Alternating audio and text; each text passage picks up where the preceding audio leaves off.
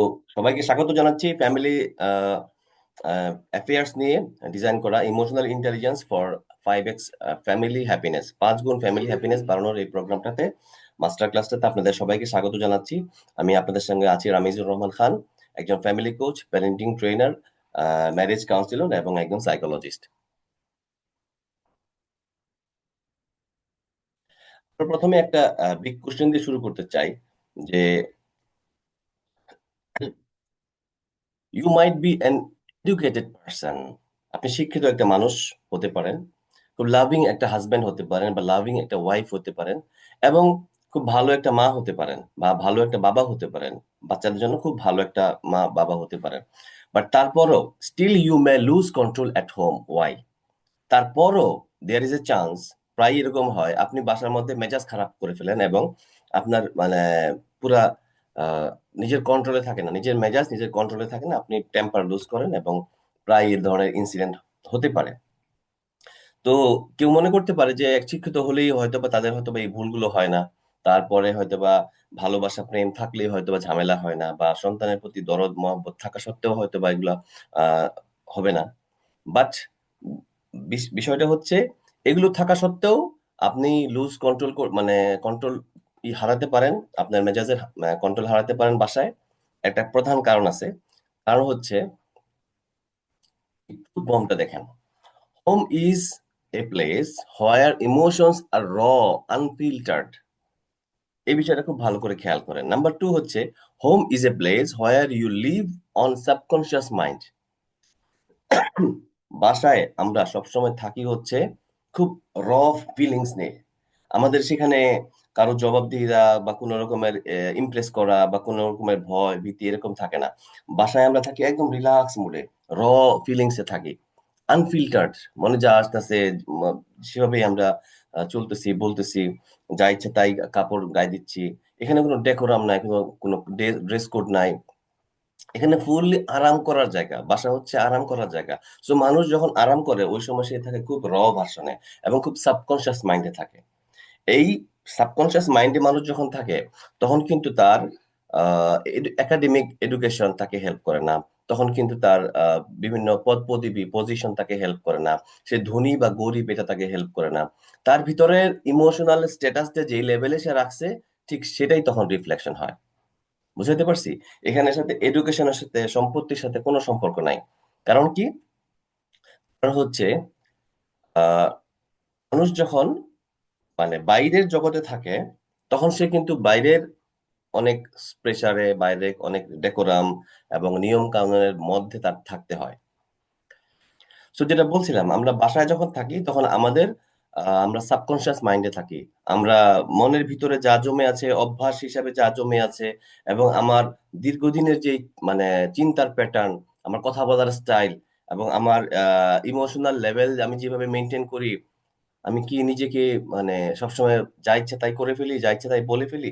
তো এগুলো যদি ট্রেনিং করা না হয়, এগুলো যদি নিজেকে নতুন অভ্যাস তৈরি করা না হয়, তাহলে আপনি শিক্ষিত ভালো মানুষ এবং লাভিং হাজবেন্ড বা লাভিং ফাদার মাদার হওয়ার পরও আপনি বাসায় পরিস্থিতি খারাপ করে ফেলতে পারেন, বিকজ আপনার ওই ইমোশনাল জায়গাটাতে রেগুলেশনের ট্রেনিংটা নাই।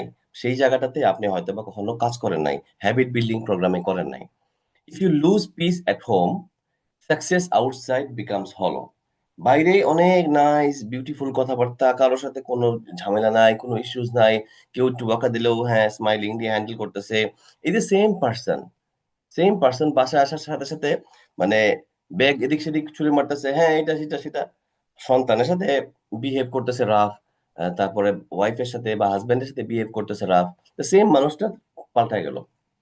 এর কারণ হচ্ছে, সে বাসায় এসে মনে করে এখানে আমার একেবারে আমার যা ইচ্ছা তাই করতে পারি। এই যে ফর গ্রান্টেড নেওয়ার যে অবস্থাটা, এই অবস্থাটা যে সমস্ত মানুষ মানে সহজে ফেস করতে পারে না, সহজে ধরতে পারে না, তারা কিন্তু এই ভুলটা বেশি করে। ব্রেন ডমিনেন্স আমাদের 24/7 এর মধ্যে, 24 ঘন্টা জিন্দিগিতে আমাদেরকে ব্রেনের দুইটা পার্ট আমাদেরকে ডমিনেট করে। একটা হচ্ছে যখন আমরা অফিসে থাকি বা ফর্মাল কোনো সেট আপে থাকি, ফর্মাল টাইম আমাদের যখন চলতে থাকে, তখন আমাদের পিএফসি কন্ট্রোল রুল করে। পিএফসি মানে প্রি ফ্রন্টাল কর্টেক্স, আমাদের যে বুদ্ধিবৃত্তিক লজিক্যাল ব্রেন, সে ব্রেন আমাদেরকে তখন এই এই রাস্তার এদিক দিয়ে চলতে হবে, ট্রাফিক আইন মেনে চলতে হবে, অফিসে শাউট করা যাবে না, বস একটা কিছু বললো আমার মেজাজ খারাপ হইয়া মানে মনে হচ্ছে যে বসটা একটা ঘুষি মারি, কিছু করা যাবে না, হ্যাঁ বস ঠিক আছে। অফিসের ডেকোরাম, পলিসি, দেশের নিয়ম কানুন, এই যে সার্বিক যখন ফর্মাল সেটিংসে ওই সময় ড্রেসও পড়তে হয় একটা স্পেসিফিক ওয়েতে, আবার কথা বলতে হয় একটা স্পেসিফিক ডিসেন্ট ওয়েতে, কিছু ম্যানারিজম, চাইলেই আমি কোনো স্ল্যাং বলতে পারতেছি না, চাইলেই আমি আমার লোকাল ল্যাঙ্গুয়েজ বলতে পারতেছি না, আমাকে শুদ্ধ ভাষায় কথা বলতে হচ্ছে। তো এই যে অবস্থাটা, ফর এক্সাম্পল এই মুহূর্তে আপনি, আমি যে সেটিংসে আছি এটা ফর্মাল সেটিংস, এখানে আমি একটা ক্লাস নিচ্ছি, আপনারা ক্লাস করতেছেন, মেবি আপনারা হয়তোবা আপনার বাসায় যেভাবে আছেন সেভাবে আছেন। যদি লাইভ আপনাদেরকে ক্যামেরা আসতে হইতো, আপনি হয়তোবা ফর্মালি বসতেন, একটু ভালো গেট আপ নিয়ে বসতেন, কথা বলার সময় একটু গুছায় বলতেন। ফর্মাল টাইমে আমরা পিএফসি কন্ট্রোল, আমাদের এখান থেকে আমরা অ্যানালাইসিস করে করে কথা বলি, অ্যানালাইসিস করে করে কাজ করি। আর যখন হোম অ্যান্ড ক্যাজুয়াল টাইম থাকে তখন আমাদের লিম্বিক ব্রেনের রুল অনুসারে কাজ করি। লিম্বিক ব্রেন হচ্ছে আমাদের সেই ইমোশনাল ব্রেন, যেই ব্রেন আমাদেরকে মানে বাচ্চাদেরকে ড্রাইভ করে, এবং বাচ্চাদের যে ড্রাইভ করার পর থেকে তার যে বড় হওয়ার যে সময়টা, সেই সময়টার পরেও তার দেখা যায় যে ইমোশনাল ব্রেন দ্বারা ডমিনেন্স হওয়ার টেন্ডেন্সি বেশি থাকে।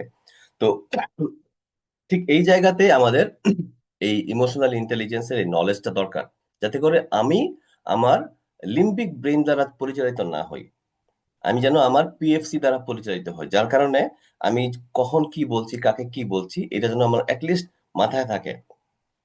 আপনি যদি এটা 2 মাস, 3 মাস, 4 মাস, 5 মাস, 6 মাস, 1 বছর একটা ট্রেনিং বা একটা একটা প্র্যাকটিসের মধ্যে থাকেন, তখন আপনার অভ্যাসই হয়ে যাবে এইভাবে কথা বলা। তখন আপনার সাথে কেউ যদি ঘুমের মধ্যেও আপনাকে মুখে পানি ছিটে দেয়, তারপরেও ঘুম থেকে উঠে আপনি যে ওই যে ভার্সনে আছেন, আগে হইলে হয়তোবা মানে চিল্লাচিল্লি করতেন, হয়তোবা উল্টাপাল্টা 2-4টা চড় থাপ্পড় দিয়ে ফেলতেন। বাট এখন হয়তোবা এই ট্রেনিং বা 1 বছর এই ধরনের অভ্যাস হওয়ার পরে আপনি চিন্তা করবেন, কি হয়েছে আমাকে এভাবে উঠে, কি হয়েছে, প্রবলেম কি, আমাকে এভাবে উঠাইলা কেন? আপনি তখনও শান্ত ভাষায় কথা বলার অবস্থায় থাকবেন, because you have been train through a series of learning, practice, তারপরে কিছু কমিউনিটি মানুষের সাথে উঠা বসা। তো দিস ইজ হাউ আপনার এই অভ্যাসটা তৈরি হয়ে গেছে। তো এই জন্য মানে আপনার যখন আপনি সাবকনশিয়াস মাইন্ডে থাকেন তখনও যদি আপনার স্বভাব ভালো থাকে, আপনার কথাবার্তা ভালো থাকে, আপনার ইমোশনাল ইন্টেলিজেন্স থাকে, তার মানে হচ্ছে রিয়েলি আপনি অ্যাচিভ করছেন। আর ওই বসের সামনে ভদ্র থাকা আর বাসায় ভদ্র থাকা এক জিনিস না, ঠিক আছে? সো ফর্মাল সেটিংসে ভদ্র সবাই থাকতে পারে, থাকতে বাধ্য, কিন্তু বাসার মধ্যে যখন কেউ ভদ্র ভদ্র থাকতে হয় বা তাকে বুঝে শুনে বুদ্ধিভিত্তিক ওইতে কাজ করতে হয়। একটা বাচ্চা একটা প্রবলেম করছে, আমি এটাকে শাউট করব, ওকে বকাঝকা করব, পরিস্থিতি আরো ঘোলা করব, নাকি শান্তভাবে আগে আমি ওকে হ্যান্ডেল করব, তারপরে জিনিসটা মানে ঠিকঠাক করব, তারপরে আস্তে করে এই জিনিসটাকে আমি অন্যদিকে নিয়ে যাব। সো এই যে কন্ট্রোল, নিজের মেজাজের উপর যে একটা কন্ট্রোল মেকানিজম সেট করার যে বিষয়টা এবং সেই অনুসারে লাইফ লিড করার যে বিষয়টা, এটা কিন্তু প্র্যাকটিস ছাড়া হয় না। এবং এই প্র্যাকটিসটা শুরু হয় একটা ফর্মাল ট্রেনিং প্রোগ্রামের মাধ্যমে, কিছু লার্নিং এর মাধ্যমে, কিছু একটা এক্সারসাইজের মাধ্যমে, ঠিক আছে? সো হিডেন একটা মেডিকেল সাইকোলজি শেয়ার করবো আপনাদের সাথে। Family problems are not relationship problems, they are emotional regulation failures.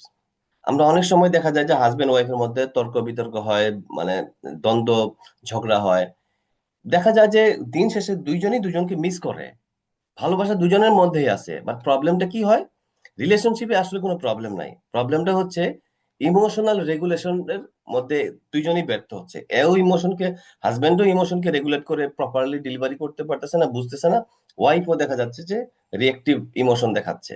তো দুইজনেরই ইমোশনাল যে রেগুলেশন দুর্বলতা, ব্যর্থতা, এইটার কারণে দ্বন্দ্বগুলো বাড়তেই থাকে, এবং তারা বুঝতে পারে না প্রবলেমটা কি। ভালোবাসা বিয়ে করছি, বিয়ের পরে ভালোবাসছি, একটা দুইটা সন্তান আছে, তোমাকে ছাড়া আমি থাকতে পারি না, আমাকে ছাড়া তুমি থাকতে পারো না, খালি ঝগড়া লাগে কেন? That means there is problem is somewhere else, প্রবলেমটা অন্য কোথাও কোথাও। তো ওই জিনিসটা যদি ট্রেস করা না যায় যে কোথায় প্রবলেমটা, আমাদের ব্রেনের মধ্যে দুজনের প্রতি দুজনের ভালোবাসা আছে, বাট আমরা কেন যেন মানে ঝগড়া এবং দ্বন্দ্ব থেকে বেরোতে পারছি না, তখন বোঝা যাবে যে ইমোশনাল রেগুলেশনের যেই ব্যর্থতা, সেই ব্যর্থতা দুজনের সাইড থেকেই হচ্ছে।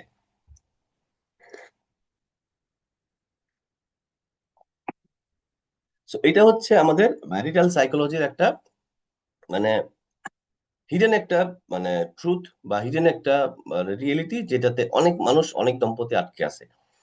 So, আজকের এই সেশনটাতে ফ্যামিলির বিভিন্ন পার্সপেক্টিভ, আমরা দাম্পত্য জীবনের পয়েন্ট অফ ভিউ থেকেও কিছু এক্সাম্পল এবং কেস স্টাডি শেয়ার করব, আবার প্যারেন্টিং পয়েন্ট অফ ভিউ থেকেও কিছু জিনিস শেয়ার করব। কিছু ব্রেন সায়েন্সের ইনফরমেশন আপনাদের সাথে শেয়ার করি, যে ব্রেন অ্যাকচুয়ালি আমাদের কিভাবে কাজ করে এবং কোন জায়গাতে ঠিক করলে সবকিছু ঠিক হবে। ইমোশনাল ইন্টেলিজেন্স বা EQ is equal to survival skill. এই ইকিউটা হচ্ছে, অনেকে মনে করে যে এটা হইলে ভালো, না হইলে চলবে, বাট নো, এটা ছাড়া আপনি সার্ভাইভই করতে পারবেন না। কোনো সম্পর্ক টিকায় রাখতে পারবেন না, বিবাহ টিকায় রাখতে পারবেন না। এটা কোনো সফট স্কিল না যে আপনি এটা শিখলাম সেটা শিখলাম, অনেকে শিখে আমিও শিখলাম। No, no, no. Emotional intelligence is no longer optional. এটা কোনো অপশনাল না, ইট ইজ অ্যান এক্সিস্টেন্সিয়াল একটা স্কিল। মানে এটা ছাড়া আপনার অস্তিত্ব টিকায় রাখা মুশকিল। হুম। আপনি যখন একা থাকবেন, তখনও আপনার ইমোশনাল ইন্টেলিজেন্স লাগবে। কারণ আপনার মন খারাপ লাগবে, দুঃখ লাগবে, একা একা কান্না আসবে, ডিপ্রেশন আসবে।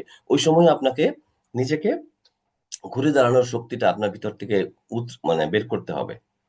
তো আপনি সম্পর্কে যাবেন, সেই সম্পর্কের সাথেও একজনকে একজন বুঝতে হবে।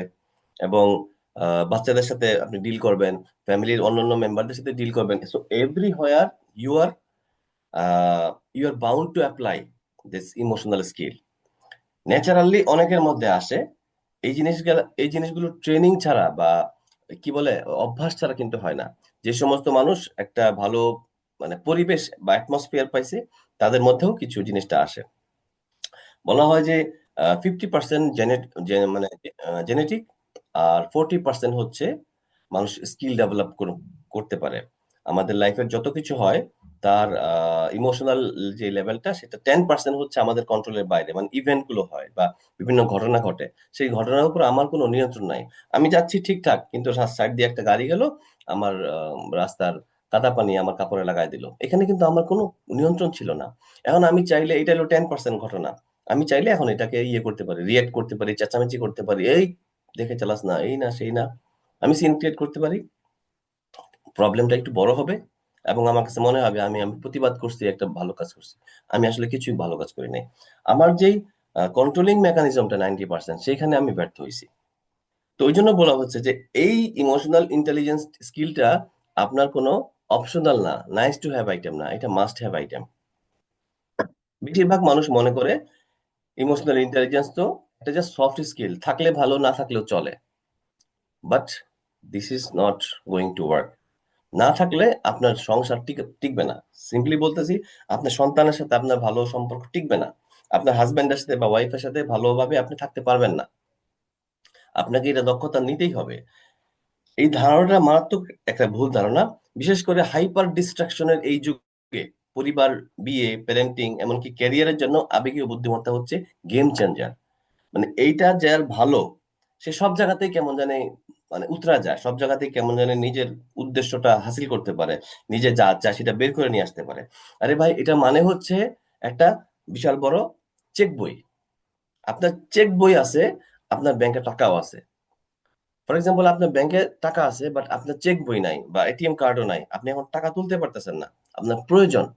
তো আমি বলতেছি, আপনার ব্রেনের ভিতরে ওই দক্ষতাটা বা ওই স্কিল গুলোর মেটেরিয়াল সব দেয়া আছে। আপনি জাস্ট চেক বই কাটবেন আর ও টাকা উঠাবেন ব্যাংকের থেকে, এরকম আর কি। আপনি এই ইমোশনাল ইন্টেলিজেন্সটা শিখবেন এবং পরিস্থিতি থেকে আপনার হ্যাপিনেস গুলো বের করে নিয়ে আসতে পারবেন। বুঝাতে পারছি? তো এইটা হলো আপনাকে একটা মানে সার্ভাইভাল স্কিলের পয়েন্ট অফ ভিউ থেকে দেখতে হবে। এটা কোনো অপশন না, এটা হলো এক্সিস্টেন্সিয়াল একটা স্কিল। এটা ছাড়া আপনি মানে টিকতে পারবেন না। দেখি যে হোয়াট ইজ ইমোশনাল ইন্টেলিজেন্স। সায়েন্সের ভাষায় যদি সামারি করে ফর্মুলা আকারে লিখি, emotional intelligence is equal to emotional regulation plus emotional literacy plus relationship navigation. এই তিনটা জিনিস মিলিয়ে ফ্যামিলি মানে মানে ফ্যামিলিয়াল যে অ্যাফেয়ার্স গুলো, সেগুলোকে ম্যানেজ করার যে ইমোশনাল ইন্টেলিজেন্সটা, সেটা তৈরি হয়। ইমোশনাল রেগুলেশন মানে হচ্ছে, আমরা যেমন ফ্যান যদি ছাড়ি, এই যে এখন শীত শেষ প্রায় অবস্থা, মাঝে মাঝে ফ্যান ছাড়তে হয়, গরম লাগে, আবার মাঝে মাঝে শীত লাগে। সো ফ্যান একটু সুইচ অন করলাম, ফ্যান চললো, এই রেগুলেটর দিয়ে একটু কমাইলাম বাড়াইলাম, এই যে রেগুলেট করার যে বিষয়টা, কম বেশি বা নিজের কাছে নিয়ন্ত্রণ করার যে যোগ্যতাটা বা নিয়ন্ত্রণ করার যে মানে স্কিলটা, এটাকে বলছে ইমোশন রেগুলেশন। আমার মেজাজকে আমি চাইলে কমাইতে পারি, চাইলে বাড়াইতে পারি। এই মেকানিজমটা আমার মধ্যে থাকা দরকার। এটা যদি থেকে থাকে তাহলে আজে বাজে কথা বলে কেউ আমাকে চাইলে রাগায় ফেলতে পারবে না। আপনি তখনই মানুষের হাতের রিমোট কন্ট্রোলের মতো হয়ে যাবেন, যখন আপনার কে দুইটা বাজে কথা বললো, আপনি হিউজ রিয়েক্ট করলেন। আবার দুইটা জোক শোনাইলো, আপনি হাসাহাসি শুরু করে দিলেন। আবার একটা স্যাড নিউজ দিল, আপনি কান্না শুরু করে দিলেন। সো আপনার ইমোশনের কন্ট্রোলটা আপনার কাছে নাই, আপনার অন্য মানুষের কাছে দিয়ে রাখছেন। তো এটা নিজের কাছে আনার জন্য এই রেগুলেশনটা শিখতে হবে, প্লাস ইমোশনাল লিটারেসি। আর এটা পাবেন হচ্ছে কখন, যখন আপনার ইমোশনাল যেই লিটারেচার গুলো আছে বা ইমোশনাল যেই প্রপার্টিজ গুলো আছে, ফর এক্সাম্পল 5টা স্তম্ভ আছে ইমোশনাল ইন্টেলিজেন্সের: সেলফ অ্যাওয়ারনেস, তারপরে হচ্ছে গিয়া এমপ্যাথি, তারপরে হচ্ছে গিয়ে মোটিভেশন। এরকম বেশ কিছু আছে, যেগুলো কিভাবে কিভাবে একটা আরেকটার সাথে কানেক্টেড, কোন সিকোয়েন্সে কানেক্টেড, এটা নিয়ে যদি আপনি একটু লিটারেচার রিভিউ করেন, একটু আন্ডারস্ট্যান্ডিং করেন, তখন আপনার মধ্যে একটা অ্যাওয়ারনেস তৈরি হবে, একটা আন্ডারস্ট্যান্ডিং তৈরি হবে। তখন আপনি বুঝতে পারবেন আপনার মুড কেন কোন জায়গা থেকে কোন জায়গায় শিফট করতেছে। তখন আপনি চাইলে যে কোনো একটা জায়গায় আটকাইতে পারবেন। ফর এক্সাম্পল, কয়েকদিন আগে আমাদের একটা মিটিং হবে। সেই মিটিং এর আগে একটা ব্যাড নিউজ আসলো যে মিটিংটার কোনো একটা বিষয় নিয়ে একটা কাউন্টার একটা কোনো কিছু হয়েছে, উল্টা কিছু হয়েছে। সো মিটিং এর কিছুক্ষণ আগে চাইলে এটা নিয়ে আমরা অনেক মানে মুড খারাপ করতে পারতাম, ডিবেট করতে পারতাম, এবং মিটিং এর আগে আমরা অনেক কিছু নষ্ট করতে পারতাম। বাট ওইটা মনে হয়েছে যে ওকে ফাইন, এই জায়গাতে এখন আমাকে মেজাজ দেখাইলে আমার কোনো আউটপুট ভালো আসবে না, আমাকে এখন কন্ট্রোল করতে হবে এবং বুদ্ধি করে চিন্তা মানে বের করতে হবে কোন স্টেপটা নিলে বেটার একটা রেজাল্ট আসবে। সো আপনার যখন এই মানে ক্যাপাসিটিটা চলে আসবে অভ্যাস করতে করতে, প্র্যাকটিস করতে করতে, তখন কিন্তু আপনি ওভার দ্য টাইম দেখবেন যে একটা মানে অন্য অনেক মানুষের তুলনায় আপনি বেটার লেভেলে চলে আসছেন। এটা তো এমন না যে আপনি 2 ইঞ্চি লম্বা হয়ে যাবেন। এটা এমন না যে আপনার ওজন 2 কেজি বেড়ে যাবে। এই দক্ষতাটা দেখা যাবে না। আপনাকে আগে যেমন দেখা যেত, আপনাকে তেমনই দেখা যাবে। বাট আপনি চোখে মুখে কনফিডেন্সটা শো করবে। ইমোশনাল ইন্টেলিজেন্সটা যখন আপনার থাকবে, তখন আপনি সবকিছুকে সহজে নেয়ার একটা যোগ্যতা তৈরি হবে। তখন আপনার কনফিডেন্স লেভেল অটোমেটিক বেড়ে যাবে। তখন আপনার চাহনি, তখন আপনার কথা বলা, টোন সবকিছু চেঞ্জ হয়ে যাবে। তখন অন্য মানুষ বুঝবে তুমি অনেক চেঞ্জ হয়ে গেছো। অনেক শার্প লাগতেছে তোমাকে। এবং সবকিছুকে তুমি অনেক পজিটিভলি দেখতেছো। কি হইছে? কেমনে কি? So this is how your change will be seen by others. তারপরে রিলেশনশিপ নেভিগেশন। আপনার মানে পরিবারের মধ্যে প্রত্যেকের সাথে প্রত্যেকের ডিফারেন্ট একটা রিলেশনশিপ ডাইনামিজম আছে। ফর এক্সাম্পল, হাজব্যান্ডের সাথে একটা সম্পর্ক, ওয়াইফের সাথে সম্পর্ক, এটা হচ্ছে একটা টাইপের সম্পর্ক, রোমান্টিক এবং লাভ এবং মানে সবকিছু এখানে ভেরি নাইস রোজি। আবার আপনার সন্তানের সাথে আপনার একটা সম্পর্ক আছে, সেখানে রেসপেক্টের সম্পর্ক, সেখানে আদর্শ ভাগের সম্পর্ক, সেখানে একটা ডিফারেন্ট টাইপ অফ সম্পর্ক। আবার আপনার বাবা মার সাথে একটা সম্পর্ক আছে। তো ওই বিষয়গুলো, একটা সম্পর্ক এক এক রকমের। কোন সম্পর্কটা কখন কোনটার গুরুত্ব বেশি, এই বিষয়টা বোঝা এবং সেইটাকে প্রায়োরিটাইজ করা, নেভিগেশনটা ঠিকভাবে মেনটেন করার বিষয়টাই হচ্ছে আপনার করবে, টাইম টু টাইম আপনাকে বেটার ডিসিশন নিতে হেল্প করবে। ইমোশনাল ইন্টেলিজেন্স একটা নাইস টু হ্যাভ আইটেম না, এটা একটা স্টে লাইভ স্কিল। এটা ছাড়া আপনি বাঁচতেই পারবেন না। Two drivers of brain. Brain আমাদেরকে, ব্রেনের মূলত দুইটা ড্রাইভ বা দুইটা ড্রাইভার থাকে। ড্রাইভার আমাদেরকে ড্রাইভ করে, এদের মধ্যে ওই ডোমিনেন্স কন্ট্রোল গেমটা চলতে থাকে। কে কার চেয়ে বেশি কন্ট্রোল করতে পারে। একটা হচ্ছে অ্যামিগডালা, একটা হচ্ছে প্রিফ্রন্টাল কর্টেক্স। যারা আমার সাথে অনেকদিন যাবত বিভিন্ন লার্নিং প্রোগ্রামের সাথে যুক্ত আছেন, তারা অলরেডি জানেন অ্যামিগডালা কি জিনিস, তারপরে প্রিফ্রন্টাল কর্টেক্স কি জিনিস। ব্রেইনের এই দুইটা হচ্ছে আমাদের মেইন কি বলে ড্রাইভিং সিট। সো একটা হচ্ছে আমাদের ইমোশন চেম্বার, যেটা সার্ভাইভাল ব্রেন বলছি আমরা, যেখানে আমাদের লিম্বিক সিস্টেম এবং আমাদের মানে রেপটিলিয়ান ব্রেন এখানে থাকে। থ্রেট ডিটেক্ট করে, ফাইট অর ফ্লাইট বা ফ্রিজ মুডে মানে অপারেট করে, অথবা লজিক বন্ধ করে দেয়। ওর প্রধান কাজ হচ্ছে এই লজিক করার সময় নাই, এখন ইমার্জেন্সি ভাগো, বা এখন ইমার্জেন্সি চিল্লাও। সো এই যে অবস্থা, আগুন লাগছে, ওই সময় কিন্তু সে চিন্তা ভাবনা করে না, ওই লজিকের পার্টটা পুরো বন্ধ করে দেয়। তখন সে ডিরেক্টলি নিজের ভিতর থেকে একটা সিদ্ধান্ত দিয়ে দেয়। সো ওইটাও দরকার আছে, অ্যামিগডালা দরকার আছে, বাট ইন নর্মাল টাইম সবসময় অ্যামিগডালার উপর বেস করে চললে আপনি কোনো গ্রোথের দিকে আগাইতে পারবেন না, ফ্যামিলির বিভিন্ন বিষয়গুলো রক্ষা করতে পারবেন না। এজন্য আপনার দরকার হচ্ছে প্রিফ্রন্টাল কর্টেক্স বা উইজডম ব্রেন বা ওয়াইজ ব্রেনের কন্ট্রোল। এরা কি করে? এই পার্টটা ডিসিশন নেয়, অ্যানালাইজ করে, এমপ্যাথি শো করে। তারপরে এই যে আপনি এখন ক্লাস করতেছেন, আমি ক্লাস করাচ্ছি, এখন আমাদের এই প্রিফ্রন্টাল কর্টেক্স অ্যাক্টিভ মোডে আছে। ধৈর্য ধারণ করব, তারপরে নীতি নৈতিকতা মেনে চলবো, ইমানের উপর চলবো, আমল করব, কবর আছে, হাসর আছে, এই যে চিন্তাগুলো, এই বিষয়গুলো সব হলো প্রিফ্রন্টাল কর্টেক্স। এবং এই যে কপালের সামনে যে ফ্রন্টাল মিডিয়াল লোব, এই জায়গাটাতে আমাদের ইমান এবং আমাদের বুঝ, আমাদের বিবেকগুলো এখানে থাকে। যার কারণে আহ হাদিসে আসছে যে হাসরের ময়দানে উপর থেকে একটা চেইন আসবে, চেইন এসে মানুষের এইখানে লক খাবে। এখান থেকে মানুষ সিদ্ধান্ত নিত ভালো মন্দ কি করছে না করছে সবকিছু। সো এখানে তাকে লক করা হবে। তো এই প্রিফ্রন্টাল কর্টেক্সটা ইয়ে করে, ড্রাইভ করে। তো এখন আমাদেরকে ড্রাইভ করতেছে 2 নাম্বার বা প্রিফ্রন্টাল কর্টেক্স। বাট আমি যখন মানে ক্যাজুয়াল মোডে থাকি, মন মেজাজ খারাপ থাকে বা কোনো একটা ইমোশনের মধ্যে থাকি, তখন আমাকে অ্যামিগডালা ড্রাইভ করতে থাকে। স্ট্রেস, অ্যাঙ্গার, ফিয়ার, ইগো, এই বিষয়গুলো অ্যামিগডালার ভিতরে থাকে। এগুলো হচ্ছে ইমোশনাল চেম্বারের থেকে আসা আইটেম।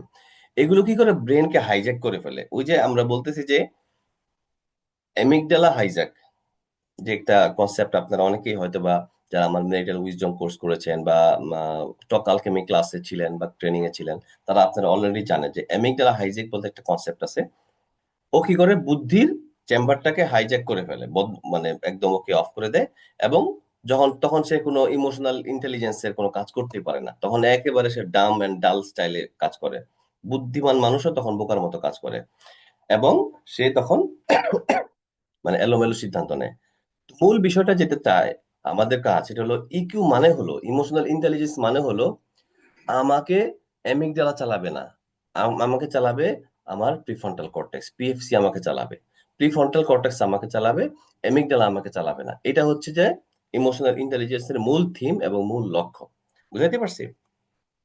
তো ফ্যামিলিতে যেহেতু আমরা বেশিরভাগ সময় ক্যাজুয়াল মোডে থাকি, র ইমোশনস নিয়ে থাকি, ওই সময় অ্যামিগডালা একটু পাওয়ারফুল স্টেজে থাকে। তো ওই সময় ওকে পাওয়ার থেকে একটু কমানোর জন্য এবং প্রিফ্রন্টাল কর্টেক্স থেকে পাওয়ারটা বাড়ানোর জন্য আমার এই ইমোশনাল ইন্টেলিজেন্সটা দরকার। তখন একটা পর্যায়ে দেখা যাবে যে সবসময় পিএফসি বা প্রিফ্রন্টাল কর্টেক্স ও সবসময় অ্যামিগডালার উপরেই থাকে। তো তার মানে তখন সে সবসময় শান্ত শিষ্ট এবং সবসময় বুঝে শুনে মানে সিদ্ধান্ত নেয় এবং বুঝে শুনে রেসপন্স করে, কোনো রিয়াক্ট করে না। কেউ একটা কিছু বললো ঠাস করে রিয়াক্ট করে ফেললো, এরকম না। সে ভাবে, সে অ্যানালাইজ করে, তারপরে সে অ্যাকশন নেয়। এখন আপনাদেরকে সেলফ ডায়াগনোসিস একটা ইয়ে দিব, প্রশ্ন করব। মনে মনে নিজেকে উত্তর দিবেন, আমাকে বলার দরকার নাই বা আপনি কাউকে বলার দরকার নাই। 3টা প্রশ্ন। রাগের সময় এমন কথা বলে ফেলি যার জন্য পরে আফসোস লাগে, এইটা কি আপনার সাথে হয়? Yes or no? এইটা আপনি একটু চিন্তা করে দেখেন যে রাগের সময় আমার কাছে এটা মনে হয় এটা বলাটা ঠিক আছে, তারপরে রাগ যখন নেমে যায় তখন আবার খারাপ লাগে কেন? তার মানে কি রাগের সময় অ্যামিগডালা ড্রাইভ করতেছিল, তখন ওই লজিক্যাল ব্রেন অফ ছিল। যার কারণে ও বলছে যে না, ও 2টা গালি দিয়ে দে, নাহলে ও সমস্যা ঠান্ডা হবে না। তো 2টা গালি মুখ দিয়ে বের হয়ে গেছে। যখন রাগ কমে গেছে এবং প্রিফ্রন্টাল কর্টেক্স চলে আসছে, তখন আপনার নৈতিকতা জেগে উঠছে, আপনার ভালো মন্দ বুঝের ক্যাপাসিটি জেগে উঠছে। তখন মনে হচ্ছে আচ্ছা কি করলাম, এটা বলাটা ঠিক হয় না, ও তো কষ্ট পাইছে।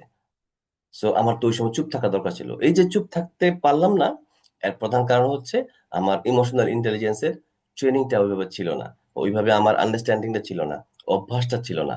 তো এটা গড়ে তোলার জন্য আমাকে কোনো বই পড়লে একদম পেয়ে যাবো ব্যাপারটা তা না, একদিনের একটা ক্লাস করলাম হয়ে গেল ব্যাপারটা তা না। এটা ধারাবাহিক একটা প্রক্রিয়া। সো এইটা যদি আপনার ক্ষেত্রে হয়ে থাকে, আপনি মনে মনে চিন্তা করেন যে না, এটা আমি করি বা এটা আমার দ্বারা হয় অথবা হয় না। 2 নাম্বার হচ্ছে I stay calm outside but explode inside. আমি বাইরে শান্ত থাকলেও ভিতরে ভিতরে রেগে ফেটে যাই। মানে পরিস্থিতি সাপেক্ষে অফিসে বা বাসার মধ্যে দেখা যায় যে কিছু মানুষ থাকে, এদেরকে বলা হয় প্যাসিভ অ্যাগ্রেসিভ পার্সোনালিটি। ভিতরে ভিতরে তারা অ্যাগ্রেসিভ হয়ে যায়, বাট উপর দিয়ে শান্ত থাকে। একটা পর্যায়ে কিন্তু ঠিকই ব্লাস্ট করে এবং তখন ডিজাস্টার হয়। তখন মানুষ চিন্তা করে, আরে এত ছোট্ট একটা ঝামেলার জন্য এত বড় রিয়াকশন দিল, কারণটা কি? আসলে ওর ভিতরে পুঞ্জীভূত হচ্ছিল হচ্ছিল হচ্ছিল, একটা পর্যায়ে এটা বাস্ট আউট করছে। এবং দেখা গেল যে ছোট একটা ঘটনার কারণে অত বড় বাস্টিং। এরকম ১০০টা ছোট ঘটনার কারণে এগুলো জমে আছিল। তো এরকম হয় কিনা? এরকম যদি হয় তার মানে আমার ভিতরে যে রাগ ক্ষোভ জমতেছে, আমি কোন পরিস্থিতির কারণে এক্সপ্রেস করতে পারি নাই। বাট আমার ভিতরে ইমোশনাল রেগুলেশন বা ইন্টেলিজেন্স না থাকার কারণে আমি ওইটাকে ডিলিটও করতে পারি নাই। ওইটাকে হইতে দিছি। আরে শুরুতেই তো ওইটা মানে আটকে যাওয়ার কথা ছিল। ওইটা তো এরকম রাগ ক্ষোভ আসতই না। যদি আমার ইকিউ থাকতো বা ইকিউ ট্রেনিং থাকতো। ৩ নাম্বার হচ্ছে I love my family but I feel drained. আমি পরিবারকে মন থেকে ভালোবাসি কিন্তু মনের শক্তি খুঁজে পাই না প্রায়। মানে পরিবার নিয়ে দেখা যায় যে সে এত ক্লান্ত, এত মাঝে, মাঝে বিরক্ত লাগে। আবার পরিবার ছাড়া তার দুনিয়ার আর কোন কিছুই আর মানে চিন্তা করতে পারে না সে। সো এরকম ফিলিং হয় কিনা? So you love your family but ওই ফ্যামিলি নিয়ে মাঝে, মাঝে আপনি খুব মানে বার্ন আউট হয়ে যান, ড্রেন হয়ে যায় আপনার এনার্জি সব। আর কোন শক্তি নাই। যা ইচ্ছা করেন ভাল লাগে না। যা ইচ্ছা তাই করো। যা সো এরকম হয় কিনা?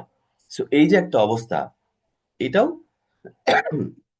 ইমোশনাল ইন্টেলিজেন্স এর দুর্বলতার কারণে হয়। মানুষ মনে করে হ্যাপিনেস হচ্ছে একটা গন্তব্য। এখানে গেলাম, আরে চতুর্পাশে শুধু সুখ আর সুখ। হ্যাপিনেস কোনো গন্তব্য না। হ্যাপিনেস হচ্ছে একটা জার্নি। এই জার্নির মধ্যেই আমি আ সুখ, দুঃখ, আনন্দ ভাগাভাগি করব। কোনটাকে কিভাবে নিবো সেই বিষয়টা হচ্ছে হ্যাপিনেস এর মূল বিষয়টা। যার ফলে আমরা অনেক সময় মনে করি পরিবারের জন্য অনেক করছি। এখন একটু রেস্ট নিবো, এখন একটু দূরে থাকবো, এখন একটু ইয়ে করব। বাট প্র্যাকটিক্যালি পরিবারের সাথে থাকা মানে প্রতিদিন জীবনযাপন করা, প্রতিদিন দায়িত্ব পালন করা, প্রতিদিন খাওয়া-দাওয়া করা, ঘোরাফেরা করা, ঘুমানো, এটাই কিন্তু ফ্যামিলি হ্যাপিনেস। এটা কোনো স্পেসিফিক কোনো ডেস্টিনেশন নাই। The journey itself is the happiness path. নিজের রিয়েল অবস্থা অ্যাসেস করুন। এই ৩ টা কোয়েশ্চেন বা থট প্রভোকিং বা সেলফ ডায়াগনোসিস প্রশ্ন এইজন্য করলাম যে, আপনি নিজেকে নিজে একটু ইয়েস নো টাইপের ইয়ে করেন। জিজ্ঞেস করেন এবং নিজেকে নিজে অ্যাসেস করেন। মনে, মনে নিজেকে উত্তর দিন। এখন আমরা দেখি যে ১০ টা ফ্যামিলি সিনারিও এবং ওই সিনারিও গুলোতে আমাদের কোন, কোন জায়গাটাতে ইকিউ বা ইমোশনাল ইন্টেলিজেন্স এর গ্যাপ থাকে। Scenario ১, child disrespect. For example সন্তান কথা শোনে না, সন্তান মুখে, মুখে কথা বলতে বলে। তো এতে বাপ-মা খুব বেশি বিরক্ত হয় এবং তাদের মধ্যে কিন্তু একটা এরকম হয় যে প্যারেন্ট শাউটিং করে, চিল্লাচিল্লি করে এবং তারপরে আবার মনটা খারাপ লাগে। বাচ্চাকে বকাবকি করলাম, আদরের সন্তান। খারাপ লাগে। তো এই জায়গাতে মিসিং ইকিউ স্কিলটা কি? ইমোশনাল ইন্টেলিজেন্স এর কোন পার্টটা এখানে মিসিং ছিল বলে এটা হইছে? Impulse regulation. হুট করে আমার ভিতরে যে একটা ইমোশন রাইজ করে, স্পাইক করে, ওইটাকে না আমি হ্যান্ডেল করতে পারি না। ওইটাকে আমি কন্ট্রোল করতে পারি না। এই ইম্পালসটা যেকোনো কারণেই হয়। অনেক সময় অনেক খুশিতে অনেক শপিং করে ফেললাম। পরে মনে হলো, আরে আমার তো টাকা পয়সা শেষ। এত ইম্পালসিভ বাইং করা ঠিক হয় নাই। আবার অনেক সময় অনেক রাগের ঠেলায় আমি হাবিজাবি অনেক কিছু ভেঙে ফেললাম। এই যে শাই করে রাগ উঠে যায়, হুট করে আনন্দ অনেক বেড়ে যায়। এজন্য বিজ্ঞ লোকরা বলে যে, অতিরিক্ত আনন্দের সময় কোন প্রমিস করবা না। আর অতিরিক্ত জেদ বা রাগের সময় কোন প্রতিজ্ঞা করবা না। এই ২ টা সময়ই মানুষের অ্যামিগডালার লেভেলে থাকে। কারণ অ্যামিগডালা তো সবসময় নেগেটিভ ইমোশনকে ক্যারি করে না। ও তো পজিটিভ ইমোশনকেও ক্যারি করে, তাই না? আপনি যখন অতিরিক্ত আনন্দের মধ্যে থাকেন, তখন কিন্তু আপনার ওই অ্যামিগডালা ড্রাইভ করতেছে আপনাকে। আনন্দের ঠালায় এরে তারে এই প্রমিস করে ফেলতেছেন। ঠিক আছে তোমার এটা কিনে দেব, তোমাকে এটা কিনে দেব, এই করব, সেই করব। অথচ আপনি হয়তোবা অনেক প্রয়োজনীয় জিনিস, খরচ, বাজেট এগুলো আপনি হয়তোবা ওই সময় মনে নাই। কারণ ওই সময় আপনার লজিক্যাল ব্রেইন তো চেম্বার তো বন্ধ আছে। বুঝাইতে পারছি? তো এইজন্য বিজ্ঞরা বলে যে অতিরিক্ত আনন্দের সময় কোন প্রমিস করবা না। অতিরিক্ত রাগ বা ক্ষোভের সময় কোন প্রতিজ্ঞা করবা না। আজ থেকে জীবনেও তোর সাথে আর কথা বলব না। এই যে মুখে, মুখে তালাক দিয়ে দিলাম। তারপরে এ এই এরে তারে ২ টা কথা শোনায় দিলাম। তারপরে এটা মনে হলো না করাটা ঠিক হয় নাই, বলা হয় নাই। সো সিনারিও ২ দেখি আমরা কি? Husband wife trigger loop.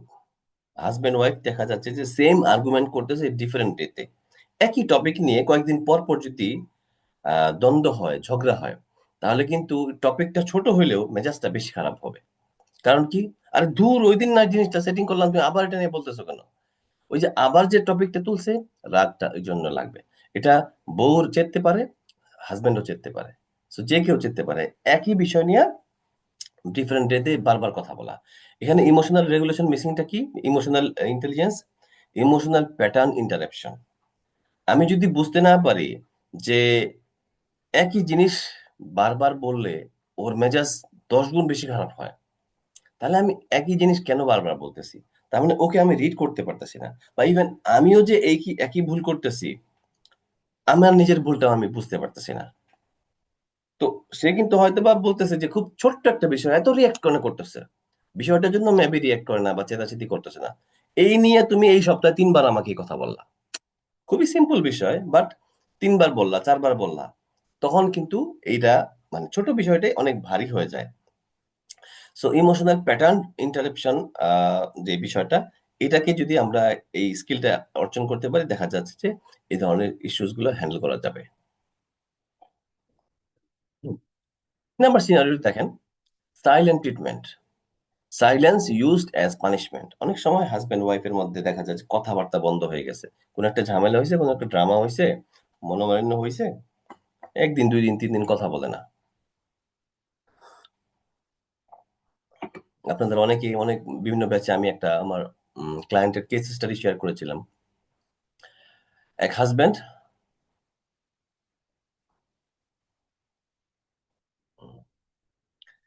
Husband ওয়াইফের মধ্যে ঝামেলা হইছে কোনো একটা বিষয় নিয়ে। তারা ৩ মাস কথা বলে না। তাদের ২ টা বাচ্চা আছে, সংসার করতেছে ঠিকই। তারা ওই মেসেজে টেক্সট করে, বাচ্চাকে দিয়ে এটা বলায়, সেটা বলায়। প্যাসিভ মোডে কথাবার্তা বলে। So it's a disastrous life. তারপরে যখন আমার কাছে আসছে, আমরা যখন আমি কাপল কাউন্সেলিং এ বসছি, তো মানে ৩ টা সেশনের পরে গিয়ে তাদের এই বিষয়গুলোকে সেটল হইছে এবং they have started talking, hugging and হাত ধরে তারপরে তারা 3rd সেশনের পরে তারা বাসায় গেছে। সো এই বিষয়গুলো মানে দেখা যাচ্ছে যে এটার প্রবলেমটা কেন হইছে? প্রবলেমটা হইছে বা ইমোশনাল কোন মানে দক্ষতাটা না থাকার কারণে হেলথি ইমোশনাল এক্সপ্রেশন। ইমোশন যে সুন্দরভাবে বলতে হয়, প্রকাশ করতে হয়। যে তুমি আমার এই বিষয়টাগুলো এভাবে, এভাবে তুমি ট্রিট করলা যার কারণে আমার খুবই মন খারাপ হইছে। আমার এখন তোমার সাথে কথা বলতে ইচ্ছে করতেছে না। কিন্তু কথা আমি স্টপ করব না, বলব। কারণ কথা না বললে তো প্রবলেম সলিউশন হবে না। আপনি খুবই ম্যাচিউরড এবং খুবই বুদ্ধিমান মানুষের মতো বা বুদ্ধিমতী একটা মেয়ের মতো জিনিসটাকে হ্যান্ডেল করলেন। বিকজ আপনার কাছে তখন ইমোশনাল ইন্টেলিজেন্স এর এই লেসন গুলো আছে। আপনি জানেন যে কথা না বলার মতো পরিস্থিতি অনেক হবে। মেজাজ খারাপ হয়ে যাবে। ওর সাথে ওর মুখ দেখতে ইচ্ছা করতেছে না। ওর সাথে কথা বলতে ইচ্ছা করতেছে না। বাট এইটা তো ইচ্ছার উপর নির্ভর করলে হবে না। এই জায়গাটাই তো মূল কাজ। আমাকে তো লাইফ আগায় নিয়ে যেতে হবে। হ্যাপিনেসটাকে আবার ফিরে নিয়ে আসতে হবে। এজন্য আমাকে স্টেপ আপ করতে হবে। এজন্য আমাকে হেলথি ইমোশনাল এক্সপ্রেশনটার স্কিলটা শিখতে হবে। তো তখনই আমি বুঝতে পারবো যে নিজের রেসপেক্ট, নিজের সম্মান, নিজের ডিগনিটি ঠিক রেখে কিভাবে আমি কথা বলে জিনিসটাকে নরমালাইজ করতে পারি। Scenario 4, parenting style clash. One is strict and one is soft. Child manipulates. তো এতে কি হয়? বাচ্চাকে দেখা যায় যে আমাদের এই কোর্সের মধ্যে কোনো একজন মেম্বার বলতেছিলেন যে বাবা খুব লাই দেয় আর মা খুব স্ট্রং। মা খুব শাসন করে। তো এখন মেয়েটা হয়ে গেছে একটা মানে কেমন জানি কারো মানে কারো নিয়ন্ত্রণেই নাই। তো ওই মেয়েটা তো সুযোগ পেয়ে গেছে। বাচ্চা সুযোগ পেয়ে গেছে। বাবা-মার মধ্যে গ্যাপ আছে। গ্যাপের মাঝখান দিয়েও বের হয়ে যায়। যখনই কোনো একটা ঝামেলা পড়ে সে বাবার কাছ থেকে একটা সাপোর্ট নেয়, আবার মায়ের কাছ থেকে বাঁচার জন্য আবার অন্য রকমের ইয়ে করে, বুদ্ধি করে। আবার বাবার কাছ থেকে কোনো কিছু আদায় করার জন্য মাকে ইউজ করে। সো অল টুগেদার এই যে বিষয়টা মানে প্রবলেমটা কেন হয়? ইমোশনাল অ্যালাইনমেন্ট না থাকার কারণে। বা কিভাবে ২ জনের চিন্তা ভাবনা ২ রকমের। বাট ঠিক আছে, চিন্তা ভাবনা ২ রকম থাকা সত্ত্বেও একটা স্পেসিফিক কাজের ক্ষেত্রে আমরা একই স্টাইলে আসতে পারি। একটা ঐকমত্যে পৌঁছতে পারি। যে সন্তানকে তো ২ জন ২ ভাবে মানুষ করলে সমস্যা হবে। Hot and cold will destroy. আমাদেরকে একটা একটা মিডিয়াম লেভেলে আমাদেরকে জিনিসটাকে নিয়ে আসতে হবে। বাবাকেও খুব উদারতার জায়গা থেকে নেমে এসে হয়তোবা একটু ব্যালেন্স মেইনটেইন করতে হবে। মাঝে, মাঝে একটু শাসনও করতে হবে, আবার মাঝে, মাঝে উদারতা দেখাতে হবে। আবার মাকেও অতিরিক্ত স্ট্রিক্ট অবস্থা থেকে নেমে এসে কিছুটা ফ্রেন্ডলি হইতে হবে। সো দিস ইস হাউ তারা একটা ইমোশনাল অ্যালাইনমেন্টটা সেট করবে ওই স্পেসিফিক কাজের জন্য বা ওই স্পেসিফিক প্যারেন্টিং এর বিষয়টার জন্য। হুম। ৫ নাম্বার সিনারিওটা কি? Screen addiction fight. বাচ্চারা মোবাইল ছাড়া খাইতে চায় না। মোবাইল একবার হাতে নিলে 5 মিনিটের কথা বলবে, 2 মিনিটের কথা বলবে, ওদের তো কোনো সময় জ্ঞান নাই। ওরা 2 ঘন্টা পরেও যদি আপনি নেন, এই 2 ঘন্টা হয়ে গেছে এখন দিয়ে দাও, তখনও আপনার সাথে চিল্লাচিল্লি করবে। এবং child refuses and parent explodes. Child যখন ফোনটা দিতে চায় না, হাতছাড়া করতে চায় না, তখন বাপ মা চেঁচাচেঁতি করে যে 1 ঘন্টা যাবত ফোন দেখতেছো, এখনো তুমি কি করবা? ওই 1 ঘন্টা না কয় ঘন্টা, বাচ্চার ব্রেন এটা ধরতে পারে না। বাচ্চার ব্রেন খালি দেখা, আরে ডোপামিন বেরোচ্ছে, মজা লাগতেছে, মজা লাগতেছে, মজা লাগতেছে। ও তো ওর ভালো মন্দ বুঝবে না, আপনাকে করতে হবে। বাট আপনি যখন এক্সপ্লোর হয়ে যাবেন তার সামনে, মানে ক্রোধে আত্মহারা, মানে ফেটে পড়বেন এবং তাকে অনেক ঝাড়ি দিবেন, বকা দিবেন, ওইটা কিন্তু ওকে হেল্প করবে না। তখন আপনার কি দরকার? Authority with calm dominance. আপনার কর্তৃত্বটাকে খুব শান্তভাবে ডমিনেট করার যে দক্ষতাটা, যেটা ইমোশনাল ইন্টেলিজেন্সের মাধ্যমে করা যায়, সেটা অ্যাপ্লাই করতে হবে। তখন সন্তান আপনার চোখের দিকে তাকায় বুঝতে পারবে যে এখন মানে আর ডানে বামে যাওয়া যাবে না। ঠিক আছে, ফোনটা দিয়ে ও আস্তে করে অন্য নেক্সট কাজে চলে যাবে। হয়তোবা ঘুমানোর টাইম সুন্দর মতো শুয়ে পড়বে। কারণ মা এবং বাবা ওই সময় দেখা যাচ্ছে কোনো একটা স্পেসিফিক স্টাইলে হয়তোবা তাকে ইয়ে করে, আদর করে, এবং ওই প্যাটার্নটা সে তৈরি করছে, বাচ্চা ওইটা বুঝে গেছে। অথরিটিটা এস্টাবলিশ করতে হয় এবং ওই ডমিনেন্সটাকে এস্টাবলিশ করতে হয় শান্ত থেকে। চিল্লাচিল্লি করে কোনো সময় কোনো ডমিনেন্স এস্টাবলিশ করা যায় না। Scenario 6, financial stress explosion. Husband ওয়াইফের মধ্যে সংসারের টাকা পয়সা, অর্থনৈতিক সংকট, নানা রকমের ঝুট ঝামেলা, যায় ঝামেলা, বৈষয়িক বিষয়, এগুলো নিয়ে অনেক সময় দ্বন্দ্ব, বিবাদ, কলহ এবং বুঝাবুঝি, মানে ভুল বুঝাবুঝি, মনোমালিন্য হয়।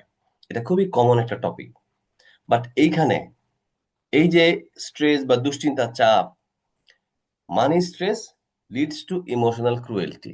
যখনই টাকা পয়সার সংক্রান্ত ঝামেলা হয়, তখন তাদের ইমোশনাল ইন্টেলিজেন্সটা না থাকার কারণে বা এই দক্ষতা না থাকার কারণে তারা কি করে, আবেগের যে মানে আরেকজনকে আবেগিক ভাবে অ্যাটাক করে। তাকে এমন কিছু কথা বলে, এমন কিছু আচরণ করে যে সে মানে তার ভালোবাসার জায়গাটা পুরা নিঃশেষ হয়ে যায়। সে ইমোশনালি একা হয়ে যায়। এবং তখন দেখা যায় যে এই যে ইমোশনাল ক্রুয়েলটি এটাকে বলা হয়, যে তাকে এমন কিছু কথা বলে ফেললো, এমন কিছু কাজ করে ফেললো যে বাহ্যিকভাবে কোনো ক্ষতি হইলো না, কিন্তু তাদের মধ্যে বন্ধুত্ব বা ভালোবাসার জায়গাটা ঠাস করে ফাটল ধরে গেছে। মানে কোনো একটা তৈরি হয়ে গেছে, বিশাল বড় বিভেদ তৈরি হয়ে গেছে। It happens. পরবর্তীতে দেখা যায় এটা আর জোড়া লাগে না। স্ট্রেস ট্রান্সমিউটেশন স্কিলটা না থাকার কারণে, এই যে আর্থিক কারণে ঝামেলা হইছে, স্ট্রেস হইছে, টেনশন হইতেছে। আচ্ছা, দুজনের উপরে তো টেনশনটা আসছে, তো একজনের যদি আরেকজনের উপরে উঠায় দেওয়ার চেষ্টা করে, তাহলে তো দুজনেই মানে শেষ হয়ে যাবে। সো ওই যে স্ট্রেসকে অন্যদিকে চ্যানেলাইজ করা, ট্রান্সমিউট করা, এই জিনিসটা সে করতে মানে ব্যর্থ হয়েছে, কারণে এই প্রবলেমটা হয়। তারপরে 7 নাম্বার এটা কি? Comparing spouse. হাজবেন্ড ওয়াইফ একে অপরকে অন্য কোনো মানুষের সাথে কম্পেয়ার করে একটা আজাইরা ভুল করে, বিশাল একটা ঝামেলা তৈরি হয়। এবং এই ঝামেলাটা তারা মেনটেন, মানে ব্যালেন্স করতে পারে না। আদার্স হাজবেন্ড আর আদার্স ওয়াইফ ইজ বেটার, এই যে অন্যের তুলনায় তুমি কম ভালো, এই যে তুলনা, এই তুলনাটাই একটা বড় ধরনের সমস্যা। এখানে কোন প্রবলেমের কারণে এটা করতেছে তারা? ইমোশনাল গ্র্যাটিটিউড ক্যালিব্রেশনটা তাদের মধ্যে নাই। আরে ভাই, আমার হাজবেন্ড যেমনই হোক না কেন, আমার ওয়াইফ যেমনই হোক না কেন, এটা তো আল্লাহর পক্ষ থেকে আসছে, আমাকে তো গ্র্যাটিটিউডটা প্র্যাকটিস করতে হবে তার ব্যাপারে।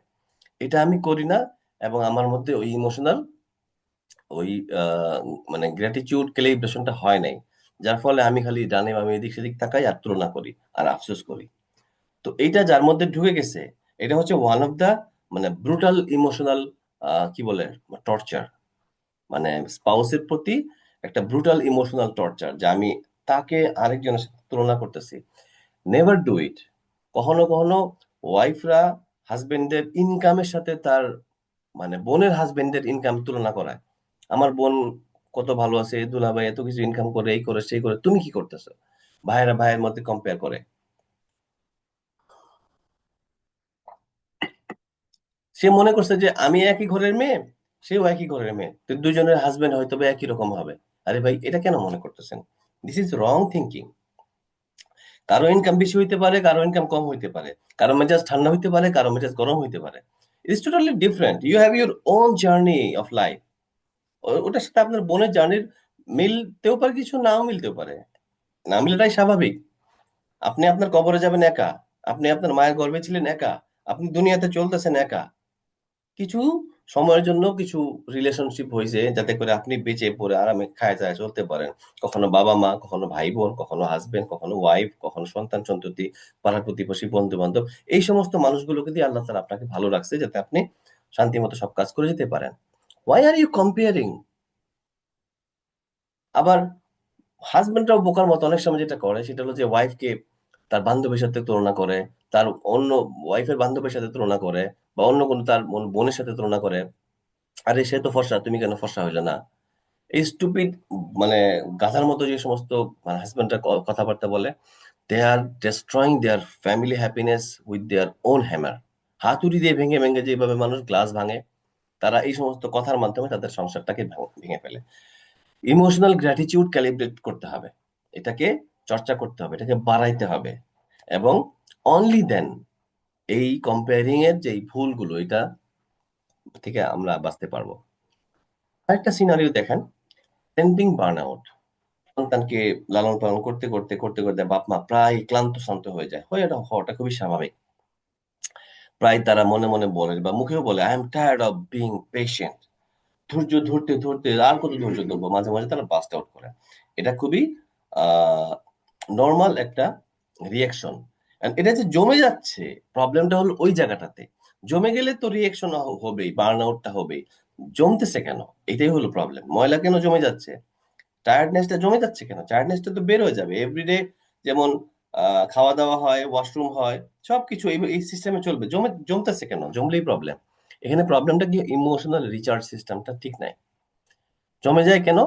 সে এক দিক দিয়ে খালি পেইন নিচ্ছে নিচ্ছে নিচ্ছে, তার পেইনটাকে তো রিলিজ করার জন্য তার হ্যাপিনেসও লাগবে। তার হাজবেন্ডের সাথে ভালো একটা ডেট নাইট লাগবে। তার হাজবেন্ডের সাথে ঘুরতে যাইতে হবে। বাচ্চাদের সাথে মাঝে মাঝে বাচ্চাদেরকে কোনো একটা জায়গায় আরেকজন দায়িত্ব নিল, সে একটু সারাটা দিন ঘুমাইলো, সারাটা দিন রেস্ট নিল, তার তো এই ধরনের লাগবে। এই যে ইমোশনাল রিচার্জ সিস্টেম, এই রিচার্জ সিস্টেমটা কিভাবে বানাইতে হয়, কিভাবে নিজের সংসারে নিজের জন্য একটা মি টাইম বার করতে হয়, নিজের একটা রেস্ট টাইম বের করতে হয়, নিজের জন্য একটা কি বলে, নিজের self caring time, self loving একটা টাইম বের করতে হয়। এইটা কিন্তু শিখতে হয়। এবং এটা ২৪ ঘন্টার মধ্যে এডিশনাল ১ ঘন্টা দিবে, তারপরে ২৫ ঘন্টা হবে। আপনার দিন এমন হবে না। আপনার দিনে ২৪ ঘন্টাই থাকবে, but you have to deprioritise something unimportant and make it on the priority list. তখনই কি হবে? আপনি এটাকে ব্যালেন্স করতে পারবেন। আপনি করেই যাচ্ছেন, করেই যাচ্ছেন, করেই যাচ্ছেন আর মনে করতেছেন, হ্যাঁ, আমার লাইফ মনে হয় এমনই। একটা পর্যায়ে আপনি তো হতাশ হবেন। মেন্টালি টায়ার্ড হয়ে আপনি এক্সহস্টেড হয়ে যাবেন। But this is not the right way you are living your life. এই জন্যই আপনাকে শিখতে হবে how to figure out your own happy time, এবং কিভাবে হাজবেন্ডের সাথে বা বাচ্চাদের সাথে সংসারের সমস্ত কাজগুলো সবকিছু করার পর আপনি প্রতিদিনই আপনার খাইতে হবে একই রকম ভাবে, প্রতিদিনই আপনার হাসি খুশি থাকতে হবে। ওরকম একটা মুহূর্ত, ওরকম একটা লাইফ আপনাকে, রুটিন আপনাকে ডিজাইন করে নিতে হবে।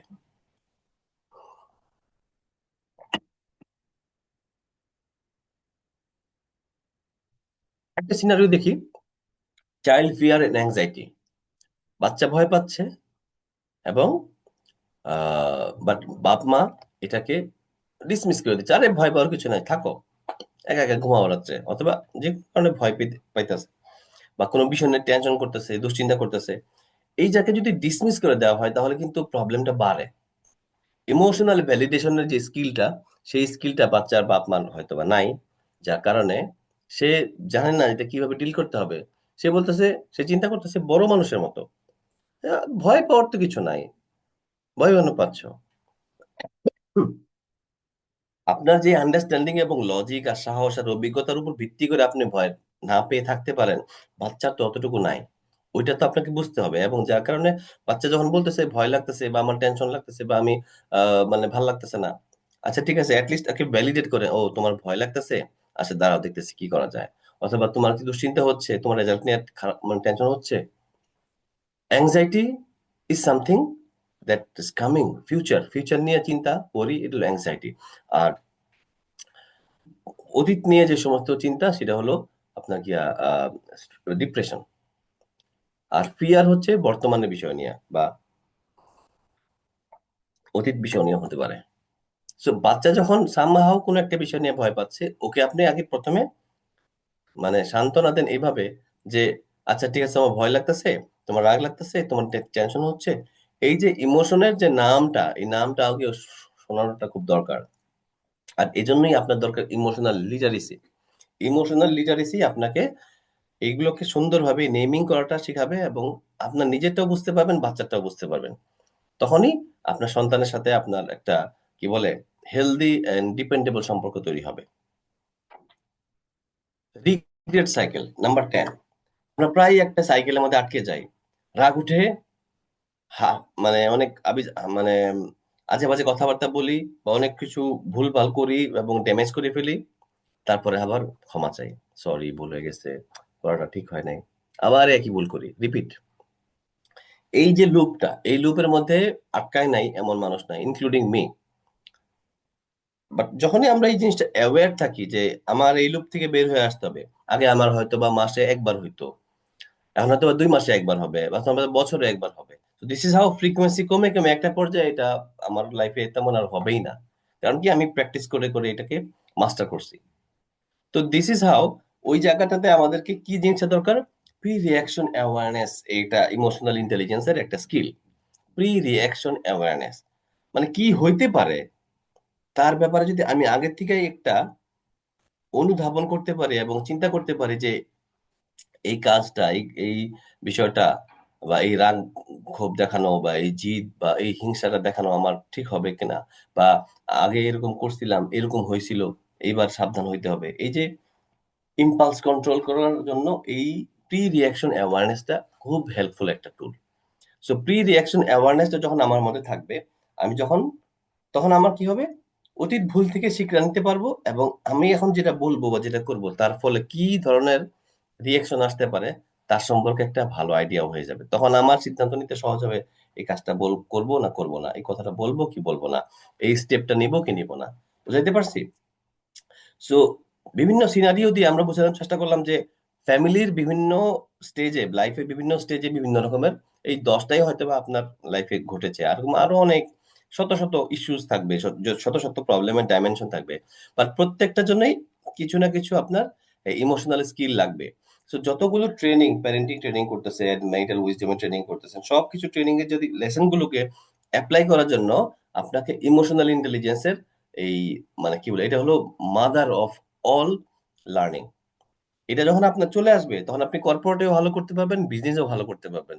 শিখতেছেন ফ্যামিলির পারপাসের জন্য, বাট এটাকে অ্যাপ্লাই করতে পারতেছেন আপনার ক্যারিয়ারে। আমরা একটু সরি ইয়ে দেখি কিভাবে আমরা এটা হ্যান্ডেল করতে পারি, যে এই যে সিনারিও গুলো, সিচুয়েশন গুলো আমরা ইমোশনাল ইন্টেলিজেন্স দিয়ে যদি হ্যান্ডেল করি, তাহলে এটা কিভাবে হ্যান্ডেল হবে। যেমন একটা সিনারিও, বাচ্চা বাবার ফোন ভেঙে ফেলছে। 10 বছর বয়সী একটা বাচ্চা বাবার ফোন ভেঙে ফেলছে। সো বাবা মানে সাধারণভাবে কি হবে, প্রথম ইম্পালস হতে পারে চিৎকার করা, এই কি করলা এটা, ভাই তুই করছস কি, ভাঙিয়া ফেলছস। 10 বছরের বাচ্চাকে প্রায় মানুষ তুই করে বলে। এখন যখন ইমোশনাল ইন্টেলিজেন্সের লেসনটা তার মাথায় থাকবে এবং প্র্যাকটিসটা থাকবে, তখন এই জিনিসটা তাকে ইম্পালস, এই যে শাইন করে রাগ উঠে গেল, এই ইম্পালস কন্ট্রোল করার কথা তার মনে পড়বে, এবং ইম্পালস রেগুলেশনের জন্য সে ওইভাবে রিয়াকশনটা দিবে না।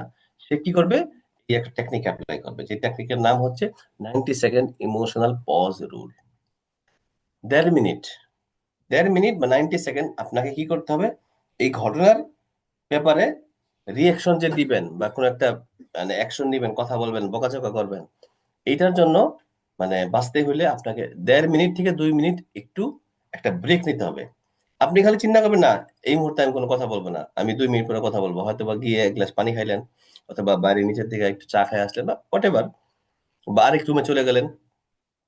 আপনার মেজাজ খারাপ হয়েছে, মেজাজ খারাপ হবে না ব্যাপারটা কিন্তু কখনোই এরকম না। আপনার রাগ উঠবে না ব্যাপারটা কখনোই এরকম না। রাগ ওঠার পরে আপনি ওইটাকে কিভাবে হ্যান্ডেল করতেছেন, ওইটা হচ্ছে গিয়া মূল কথা। আপনার তো রাগ উঠবেই, আপনাকে তো ডিজাইন করা হয়েছে সেভাবেই। আপনি যেমন মানুষ খাইবেন, ওয়াশরুমে যাইতে হবে, একইভাবে আপনার মানুষ, আপনার রাগ উঠবে, আপনার ভিতরে রাগের ওই উপাদান দিয়ে রাখছে। বাট এটা যখন উঠবে, তখন আপনাকে সিদ্ধান্ত নিয়ে অ্যানালাইজ করে করতে হবে যে এখন এটাকে আমি অ্যালাউ করব কি করব না। এই জন্য এই 90 সেকেন্ডের ব্রেকটা নেওয়া। নিউরো সায়েন্সের রিসার্চে দেখা যায় মানুষের যখন ইম্পালস মানে জেগে ওঠে, মেজাজ প্রচন্ড খারাপ হয় অথবা অতিরিক্ত আনন্দ হয়, ওই যে স্পাইকটা, এই স্পাইকটা উঠে এবং নামে এই পুরো সময়টা 90 সেকেন্ডের মধ্যে হয়ে যায়। যার ফলে এই ইমোশনাল রেগুলেশনের জন্য এই 90 সেকেন্ডের এই রুলটাকে নিউরো সায়েন্টিস্টরা সাজেস্ট করেন, এবং আপনি করে দেখেন, ডেফিনেটলি আপনার জন্য উপকার হবে। এটা কি করবে, ডিলে রিয়াকশন ফর 1.5 মিনিটস, 1.5 মিনিটের জন্য আপনি রিয়াকশনটাকে একটু দেরিতে দিবেন, ডিলে করবেন। Stay unspoken, calm down hot impulse, let time pass. তখন আপনি কোনো কথা বলবেন না, এইটাই হলো কি একটা প্রধান প্রধান কাজ, মুখটা একদম বন্ধ, এবং মাথা ঠান্ডা করার জন্য একটু সময় পার করতে দিবেন।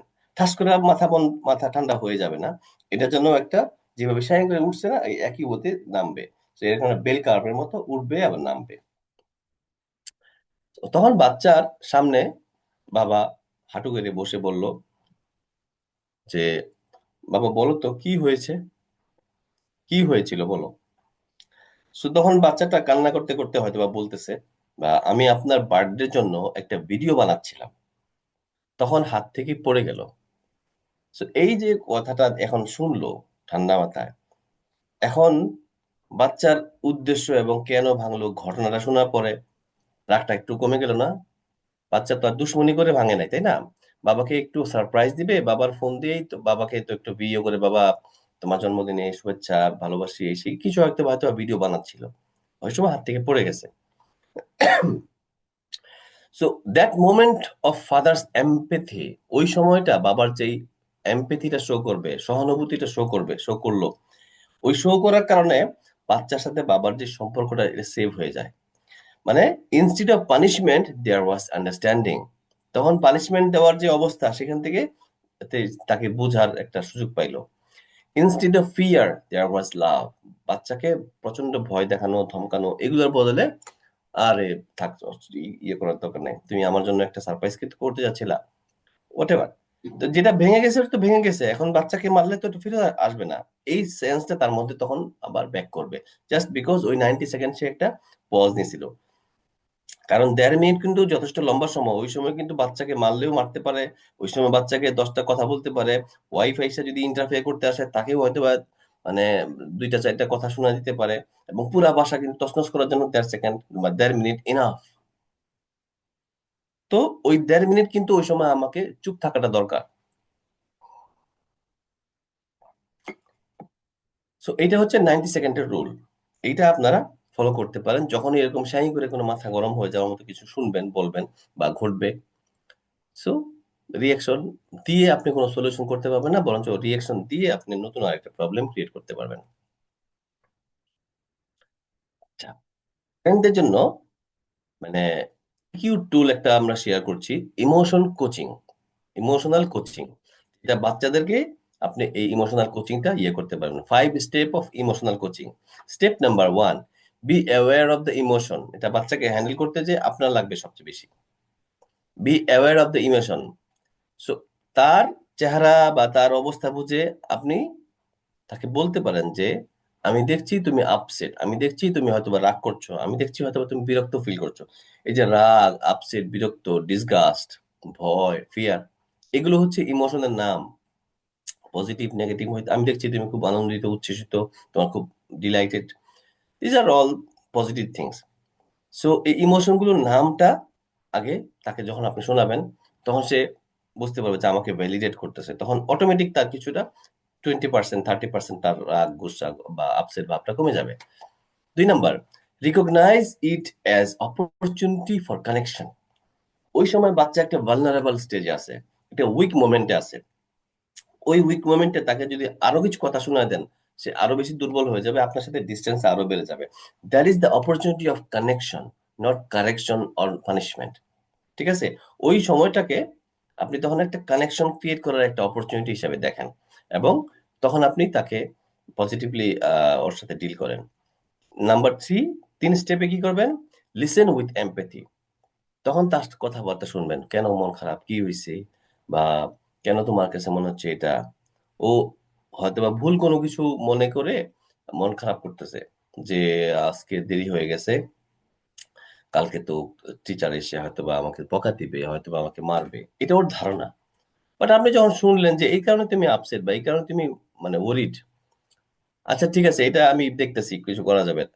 অথবা ম্যাডাম মারবে না বা ইয়ে বলবে, তোমাকে বকা দিবে না। তো যেই কারণে সে ওরি, ওই বিষয়টা কিন্তু তখন আপনি ক্লারিফাই করতে পারতেছেন, ওকে রাইট আন্ডারস্ট্যান্ডিংটা দিতে পারতেছেন, বিকজ আপনি তার কথাটা এমপ্যাথি দিয়ে মনোযোগ দিয়ে শুনেছেন। 4 নাম্বার স্টেপে কি করবেন, help them level the emotion.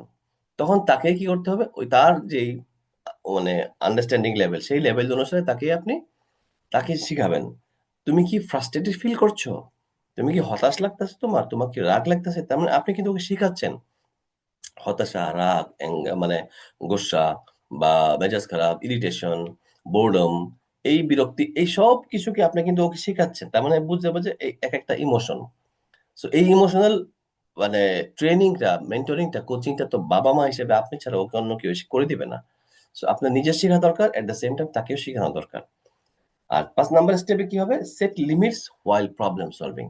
Problem solving করার সময় তাকে একটু লিমিটটা সম্পর্কে অ্যাওয়্যার করে দিবেন। রাগ হওয়াটা ওকে, কিন্তু রাগ হয়ে মারামারি করাটা কিন্তু ওকে না।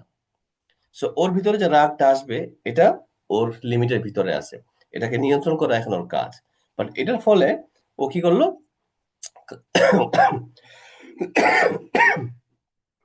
সরি, কারোর সাথে মারামারি বাধায় ফেললো, বোনকে মারলো, ভাইকে মারলো, বা স্কুলের প্যারেন্টসদের সাথে মারামারি করে ফেললো, দ্যাট ইজ নট রাইট। ওই জায়গায় তার বাউন্ডারিটাকে তাকে চেনে দেওয়াটা দরকার। আমরা আরেকটা সিনারিও দেখি, parenting specific, child fear and anxiety. Child afraid, parent dismiss করলো। ওই সময় চাইল্ডকে ডিসমিস না করে তাকে যেটা করতে হবে, সেটা emotional levelling technique for children. Emotional লেভেলিংটা শেখাইতে হবে। এই ইমোশন কোচিংটা যখন আপনি করে ফেলবেন কিছুটা, তখন কিন্তু তার ইমোশনাল লেভেলিং করাটা আপনার জন্য ইজি হবে। কারণ সে অলরেডি 4, 5, 10টা ইমোশনাল নাম জানে। সে তখন বলতে পারবে, আম্মু আমার খুব বিরক্ত লাগতেছে, আম্মু আমার খুব আনইজি লাগতেছে, আম্মু আমার খুব ডিসগাস্টিং লাগতেছে, আম্মু আমার খুব আনন্দ লাগতেছে, আম্মু আমার খুব ভাল লাগতেছে, এটা একটু খাই বা মজা লাগতেছে। সো তার ইমোশনটাকে সে প্রকাশ করার জন্য অনেক ভাষা শিখে যাবে বাই দিস টাইম। সো এটাকে যখন লেবেলিং করাটা একবার শিখাবেন, ও অটোমেটিক ওর পিএফসি ইউজ করে করে এটা যখন লেবেলিং করবে, তখন তার এমিগডালা আস্তে আস্তে দুর্বল হয়ে যাবে। Name the emotion before correcting behaviour. তার বিহেভিয়ার ঠিক করার আগে তাকে আগে মানে বলতে বলেন তোমার কেমন লাগতেছে, কোনটা ইমোশন, কোনটা তোমার ফিল হচ্ছে। Emotion acknowledging and soothing. Emotion যেটা হচ্ছে এটাকে আপনি অ্যাকনলেজ করেন, ভ্যালিডেট করেন এবং তাকে সান্ত্বনা দেন। Instantly reduce resistance. এতে ফলে কি হবে, ওর যে রেজিস্ট্যান্স বা ওর যে একটা মানে খারাপ লাগা ব্যাপার ছিল, একটা মেজাজ বিক্ষুব্ধ অবস্থা ছিল, এটা কমে আসবে। Parents May think, why didn't I know this earlier. আপনার কাছে মনে হইতে পারে এই রুলটা অ্যাপ্লাই করে দ্রুত বাচ্চাকে ম্যানেজ করা যায়, আমি তো এটা আগে কেন জানলাম না। একবার অ্যাপ্লাই করেই দেখেন। এখন আমরা আপনাদেরকে শিখাবো কি কমিউনিকেশন ফর্মুলা। ইমোশনাল ইন্টেলিজেন্সের উপর বেস করে কমিউনিকেশনের মানে একটা ফর্মুলা বা ফ্রেমওয়ার্ক আছে, যেটার নাম হচ্ছে pearl. Save your family relations with mouth first. আপনি মুখ দিয়ে প্রথমে রিলেশনটাকে রক্ষা করার চেষ্টা করেন, মুখ দিয়ে মানে কমিউনিকেশন দিয়ে। পার্লের P stands for pause before reacting. সবসময় যখন কথাবার্তা বলবেন, সবসময় তো 90 সেকেন্ড ওয়েট করার দরকার নাই। বড় ঘটনা হইলে, মেজাজ প্রচন্ড খারাপ হয়ে গেছে কোনো একটা ইভেন্টে, তখন আপনি 90 সেকেন্ড রুল অ্যাপ্লাই করবেন। বাট আপনি কারোর সাথে কথা বলতেছেন, ওর একটা কথা খুব মেজাজ খারাপ হয়েছে, বাট আপনি তখন 1.5 মিনিট চুপ করে থাকতে পারবেন না। তখন আপনি 10 সেকেন্ডের পজ নেবেন, 10 সেকেন্ডের পজ। এই পজ নিলে ওই অল্প একটু স্পাইক হচ্ছে আবার অল্প একটু নেমে যাবে 10 সেকেন্ডের মধ্যে। তখন আপনি রিয়েকশনের বদলে রেসপন্ড করতে পারবেন, মানে গঠনমূলক উত্তর দিতে পারবেন। P stand E stand for empathize with partner's feeling. আপনার হাজবেন্ড বা আপনার ওয়াইফ যেই জিনিসটাই বলতেছে না কেন বা ইয়ে করতেছে কেন, কমিউনিকেশন, ওর সাথে আপনি এম্প্যাথাইজ করেন না, ওকে আহ, ওর ফিলিংটাকে আপনি মানে ইয়ে করেন, ফিল করার চেষ্টা করেন যে আমি বুঝতেছি তোমার আসলে খুবই রাগ লাগতেছে, এবং আমার তোমার রাগ লাগাটা ভ্যালিড, বা তোমার এখন স্যাড লাগাটা স্বাভাবিক। কোনো একটা নিউজ শুনছে বা অথবা বাবার বাড়ি কোনো একটা কিছু হয়েছে, বা তো ওই সময় তাকে এমপ্যাথি দিতে হবে। এম্পাথাইজ করতে হবে। Stand for knowledge their respective perspective। তার যে দৃষ্টিভঙ্গি, সেই দৃষ্টিভঙ্গির উপর ভিত্তি করেই তো সে ইমোশন তৈরি হয় তার। আপনারটাও তাই। আপনার নিজস্ব ওয়ার্ল্ড ভিউ, তার নিজস্ব ওয়ার্ল্ড ভিউ, প্রত্যেকের আলাদা আলাদা ওয়ার্ল্ড ভিউ আছে। ওয়ার্ল্ড ভিউ মানে হচ্ছে দুনিয়াকে সে যেভাবে বুঝে বা দুনিয়াকে সে যেভাবে আন্ডারস্ট্যান্ডিং করে, দুনিয়া সম্পর্কে তার যে ধারণা, সেই হিসাবে মানুষের আবেগটা তৈরি হয় এবং তার ইমোশন গুলোকে সে ম্যানেজ করে। এটাকে আপনার ওয়াইফ আপনার থেকে ডিফারেন্ট হইতে মানে ডেফিনেটলি ডিফারেন্ট হবে। আপনি তার চেয়ে ডিফারেন্ট হবেন। প্রত্যেকেই প্রত্যেকের চেয়ে ডিফারেন্ট। তো যার কারণে একনলেজ দেয়ার পার্সপেক্টিভ, তাদের যে দৃষ্টিভঙ্গি সেটাকে আপনি স্বীকার করেন, সেটাকে মেনে নেন এবং সেটাও যে একটা হইতে পারে, this is source of knowledge. Perspective is source of knowledge.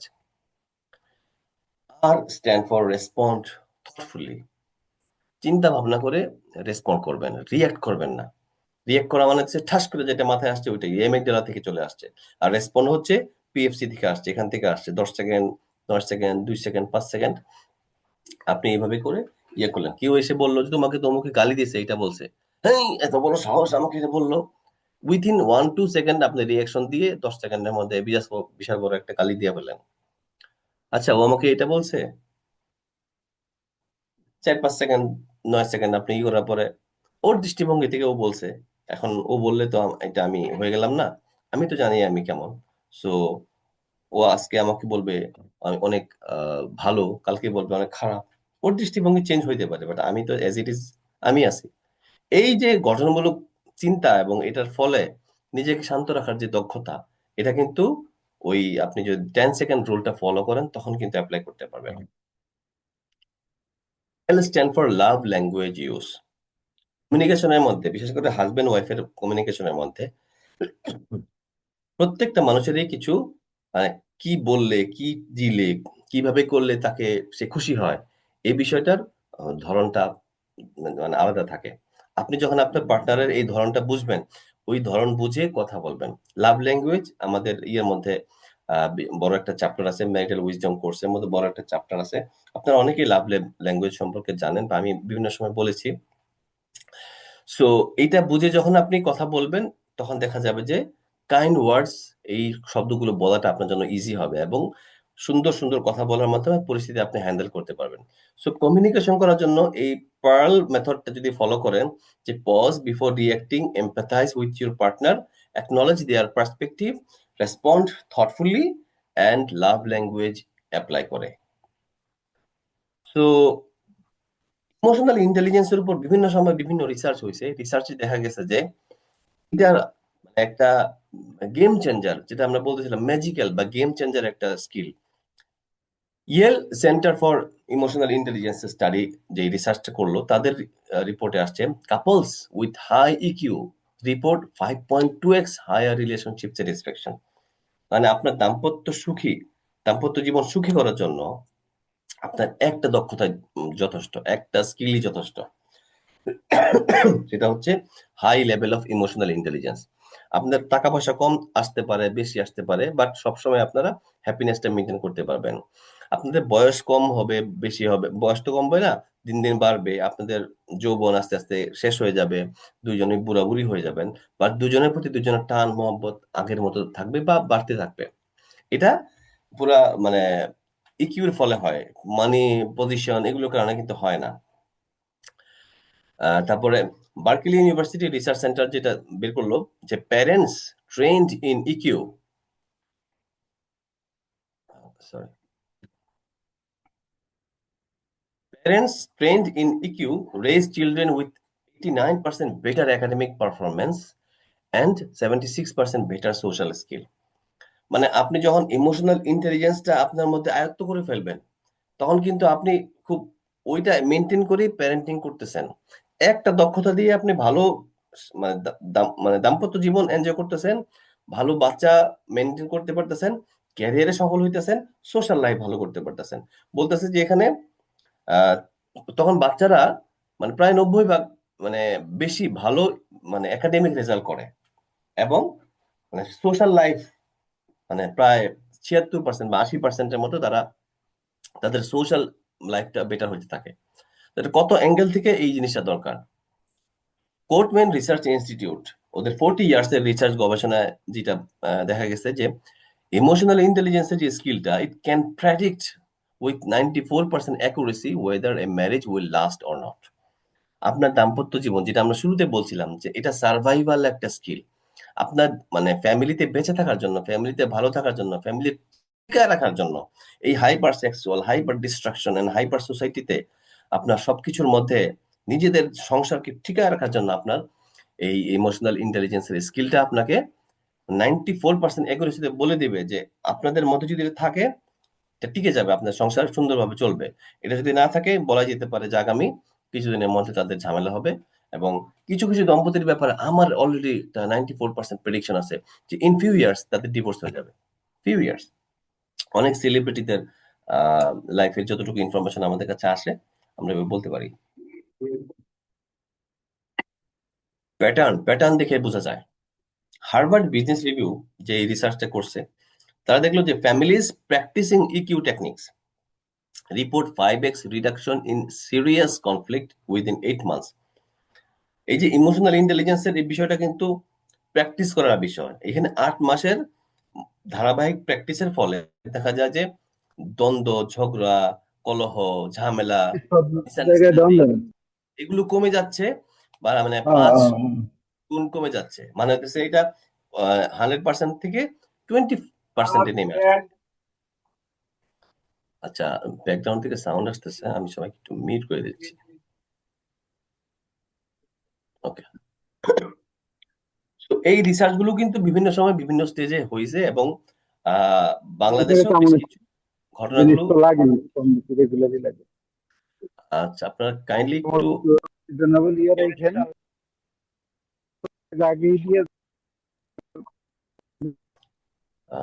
Sound আসতেছে, ঠিক আছে।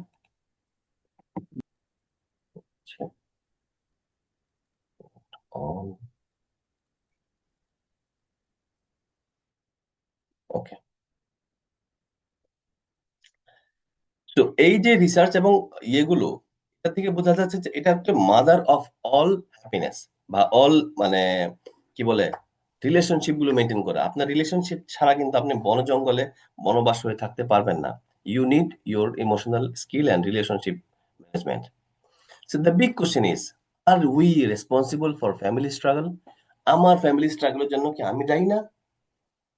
আমার ফ্যামিলির হ্যাপিনেস, আমার ফ্যামিলির বর্তমান যা অবস্থা, এটা যে আরো একটু ভালো অবস্থায় নাই, আরো যে ভালো করতে পারার কথা ছিল, এটার জন্য তো আমি কিছু করতেছি না, এটার জন্য আমি দায়ী না? Who will safeguard my piece of mind? আমার মনের, আমার ভিতরের শান্তি কে সেফগার্ড করবে? আমি নিজে করব। এটা তো আমার দায়িত্ব। আমার ভিতরের বিষয়টা তো অন্য কেউ জানে না। তো যার কারণে আমাকে স্টেপ আপ করতে হবে। আপনার ক্ষুধা লাগলে আপনাকেই খাইতে হবে। আপনার বাচ্চা খাইলেও পেট ভরবে না, আর আপনার বন্ধু খাইলেও পেট ভরবে না, আপনার মা খাইলেও পেট ভরবে না। আপনারটা আপনাকে খাইতে হবে। একইভাবে আপনার ব্রেনের ভিতরে যে অস্থিরতা এবং অশান্তির যে একটা জগৎ বা ভাল লাগে না টাইপের একটা জগৎ, আর একটু ভালো থাকতে পারতাম যদি, এইরকম একটা আক্ষেপ, এটাকে ইমপ্রুভ করে আপনি নিতে পারবেন আপনার এই জায়গাটাতে কিভাবে? Through emotional intelligence. এই জন্যই আপনাদের এই সার্বিক ইয়ের জন্য একটা emotional intelligence for 5x family happiness, দাম্পত্য জীবনে 5 গুণ হ্যাপিনেস বৃদ্ধির জন্য আমরা ইমোশনাল ইন্টেলিজেন্সের একটা কোর্সকে আমরা মানে লঞ্চ করতেছি। এটা আমাদের ব্যাচ 2 হবে। ব্যাচ 1 আমরা অলরেডি করে ফেলছি। ব্যাচ 2 তে যেটা বলছিলাম মাত্র 10 জন পার্টিসিপেন্ট নিব। কারণ এখানে বেশ অনেক কিছু আহ, আমরা একসাথে করব, যেখানে আমি চাইলে অনেককে নিতে পারবো না। ঠিক আছে? এটা লিমিটেড সিট একটা প্রোগ্রাম এবং একটু প্রিমিয়াম প্রোগ্রাম, যার ফলে আমরা কিছু সিরিয়াস অ্যান্ড রিয়েলি ডেডিকেটেড কিছু মানুষকে নিয়ে এই ব্যাচটা করব। এবং this is going to be one of your life changing একটা ট্রেনিং হতে যাচ্ছে। এই ট্রেনিং প্রোগ্রামটাতে কি আছে বা কি কি থাকবে? 6 ইন্টেন্সিভ ট্রেনিং থাকবে। 6টা ট্রেনিং থাকবে on 6 different EQ dimension. Emotional ইন্টেলিজেন্সের বিভিন্ন ডাইমেনশন, 6টা ডাইমেনশনের উপর 6টা ডিফারেন্ট ট্রেনিং মডিউল থাকবে, ট্রেনিং থাকবে। দুইটা গ্রুপ কাউন্সিলিং এবং কেস অ্যানালাইসিস সেশন থাকবে। এই যে কেস অ্যানালাইসিস সেশন, এই সেশনে আপনাদের মানে চোখ খুলে যাবে যে কেস অ্যানালাইসিস এর মধ্যে মানুষ কিভাবে ভাবে, কজ এন্ড ইফেক্ট গুলো কি হয়, মানুষের লাইফে আরো কি কি প্রবলেম হইতে পারে। আপনি তো শুধু আপনার লাইফটা সম্পর্কে জানেন। অ্যাজ এ কাউন্সিলর আমি যখন মানে শত শত মানুষের বিভিন্ন প্রবলেম গুলো আমি শুনি, তখন আমার কাছে এগুলো জমা হয়। এইগুলো কখনোই আপনার কাছে যায় না, আপনার কাছে যাবে না। আমরা একই প্রবলেম দেখতেছি, একটা মানুষ সলভ করতেছে একভাবে, সে মেনটেন করে সুন্দরভাবে আগায় যাচ্ছে, একই প্রবলেমে আরেকজন কষ্ট পাচ্ছে, বিকজ তার একটা স্পেসিফিক স্টেপ সে নিচ্ছে না।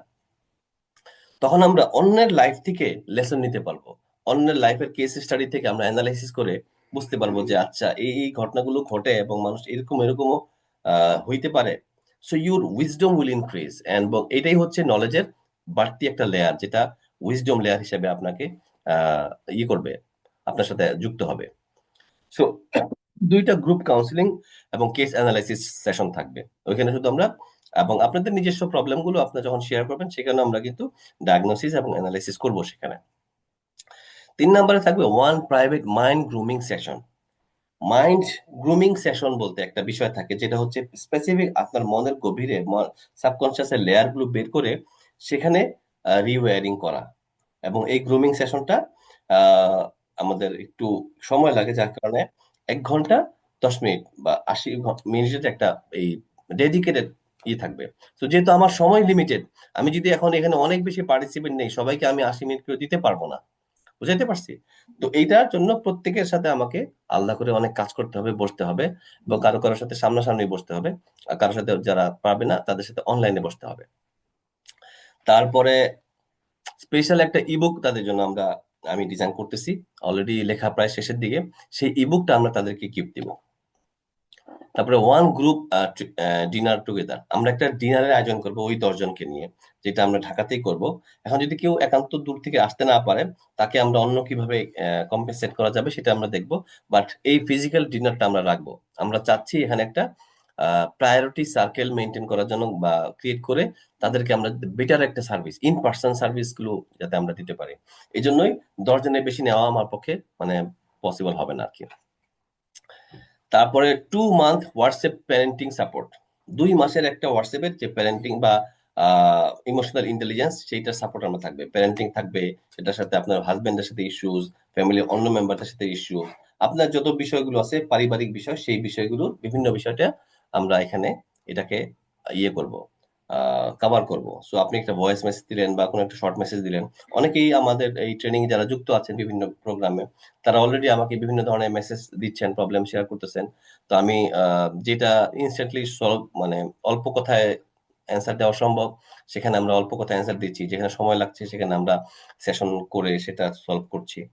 সো দিস ইজ হাউ একটা লার্নিং অ্যান্ড ট্রেনিং প্রোগ্রামের সাথে যখন যুক্ত থাকবেন, আপনি দেখবেন যে 2 months 3 months down the line আপনার থট লেভেলটাই অনেক বেড়ে গেছে, আপনার সেট পয়েন্টটাই বেড়ে গেছে অনেক।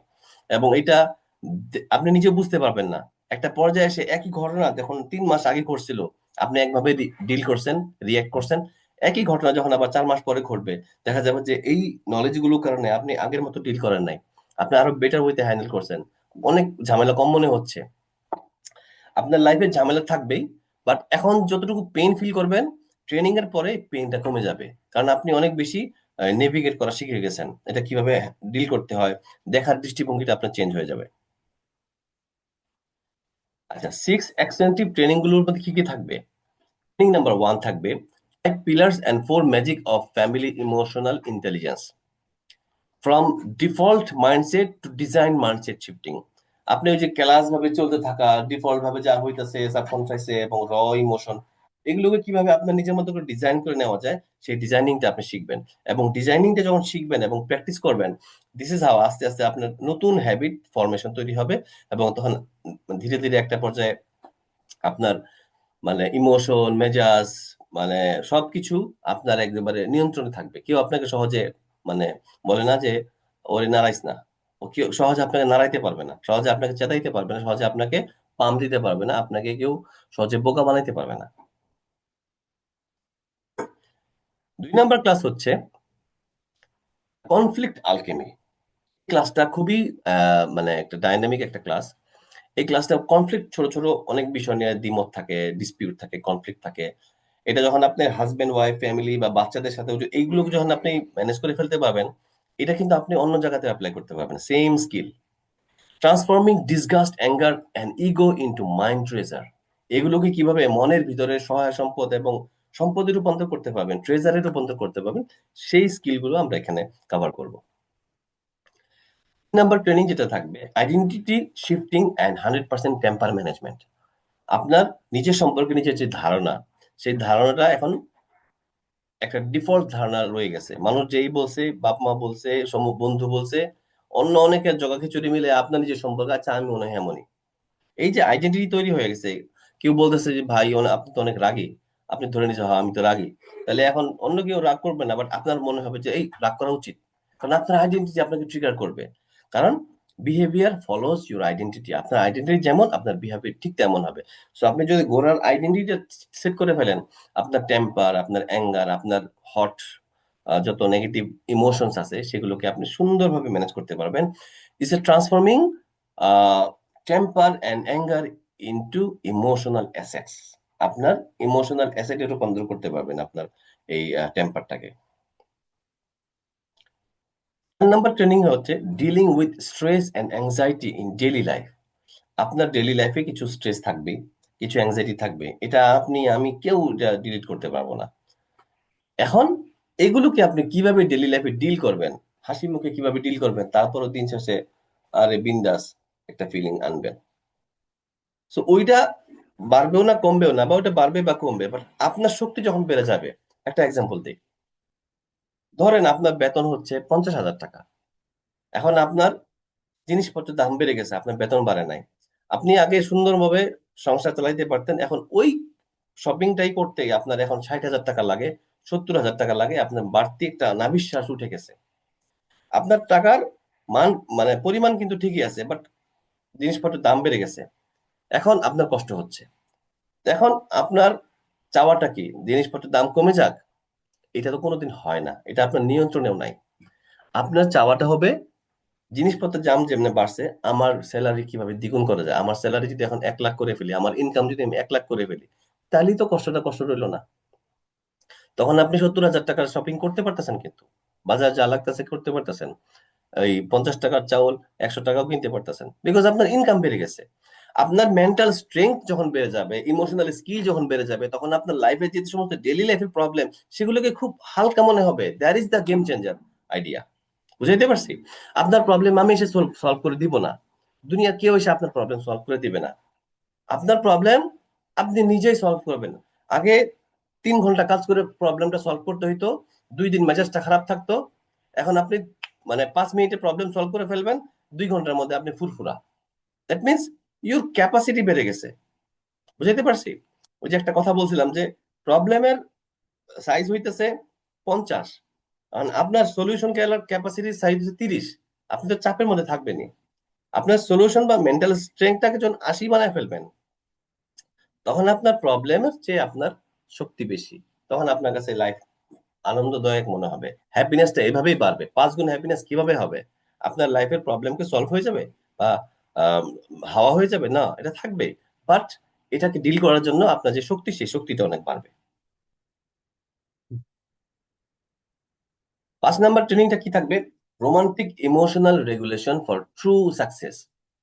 রোমান্টিক ইমোশন এটা একটা স্পেশাল টাইপ অফ ইমোশন, যেটা প্রেম, ভালোবাসা বা জৈবিক চাহিদার যে শারীরিক সম্পর্কের যে বিষয়টা, এটা একটা স্পেশাল টাইপ অফ সম্পর্ক।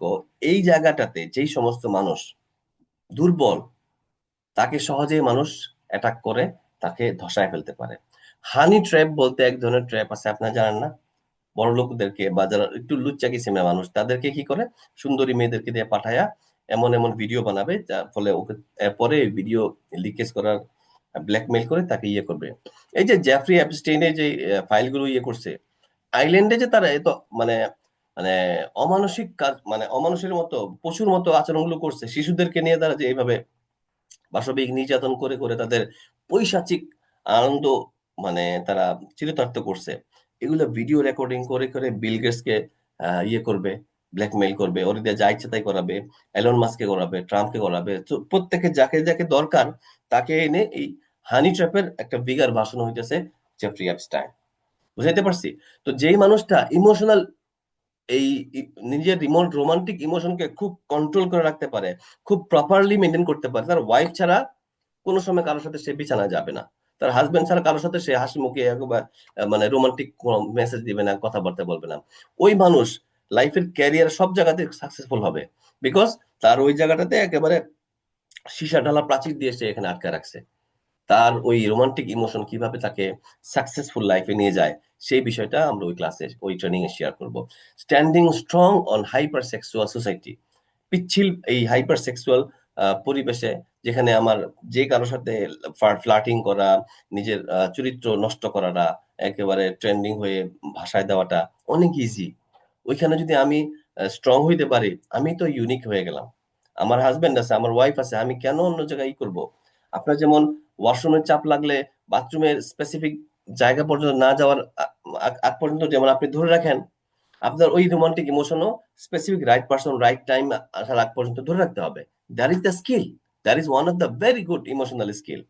এই জায়গাটাতে আমরা অনেক সময় মানে ওভারলুক করি এবং এটাকে ডিনাই করি, যার কারণে প্রবলেমে পড়ি। 6 নাম্বার ক্লাস যেটা থাকবে, emotional robbery and mental loophole protection. আপনার ইমোশনাল যে প্রপার্টিজ গুলো আছে, এগুলোকে ডাকাতি করার জন্য, ধ্বংস করার জন্য, চুরি করার জন্য কিছু সিস্টেম ডিজাইন করা আছে, কিছু মানুষ আপনার উৎপেতে আছে। এগুলোকে চিনতে হবে। তারপরে আপনি বুঝতে হবে কোন কোন বিষয়গুলো দিয়ে আপনাকে ইমোশনাল প্রপার্টি, আপনাকে মানে আপনার ইমোশনাল সহায় সম্পদগুলোকে তারা নিয়ে যাবে, আপনাকে ক্ষতি করবে, আপনাকে দেউলিয়া করে দিবে। প্রেম ভালোবাসায় মানুষ যে ছেঁকা খায়, ছেঁকা খাওয়ার পরে সে দেবদাস কেন হয়? তার তো হাত পা শরীর সবই আছে, ভিতরে কি নাই? ওই যে ইমোশনাল সম্পত্তি নিয়ে চলে গেছে আরেকজন, সে দেউলিয়া হয়ে গেছে, ইমোশনাল ব্যাংকারপ্সি। সো এই জায়গার থেকে আপনাকে বাঁচার জন্য আপনাকে এই ইমোশনাল রবারি অ্যান্ড মেন্টাল লুপ হোলের যে প্রোটেকশন সিস্টেম, সেটা আপনাকে শেখানো হবে এই ট্রেনিংটাতে। So sealing mind leakage and becoming wealthy in all aspect. আপনি যখন মনের ভিতরের ইমোশনাল যে লিকেজ গুলো আছে, বালতির ফুটা ফুটা বা আপনার ইমোশনাল চেম্বারে যে ফুটাগুলো, সেগুলো যদি আপনি একবার সিল গালা করে ফেলতে পারেন, আপনাকে সাকসেসফুল হওয়ার থেকে কেউ ঠেকাইতে পারবে না, এবং আপনি তখন হয়ে উঠবেন একটা মানে অপ্রতিরোধ্য ব্যক্তি। এই যে টোটাল যে ইমোশনাল ইন্টেলিজেন্সের যে একটা হাই প্রিমিয়াম একটা প্রোগ্রাম আমি ডিজাইন করেছি, বা অলরেডি একটা ব্যাচ হয়ে গেছে। এখানে আমরা অবশ্য নতুন একটা ক্লাস অ্যাড করছি, যেটা আগের ব্যাচে ছিল না।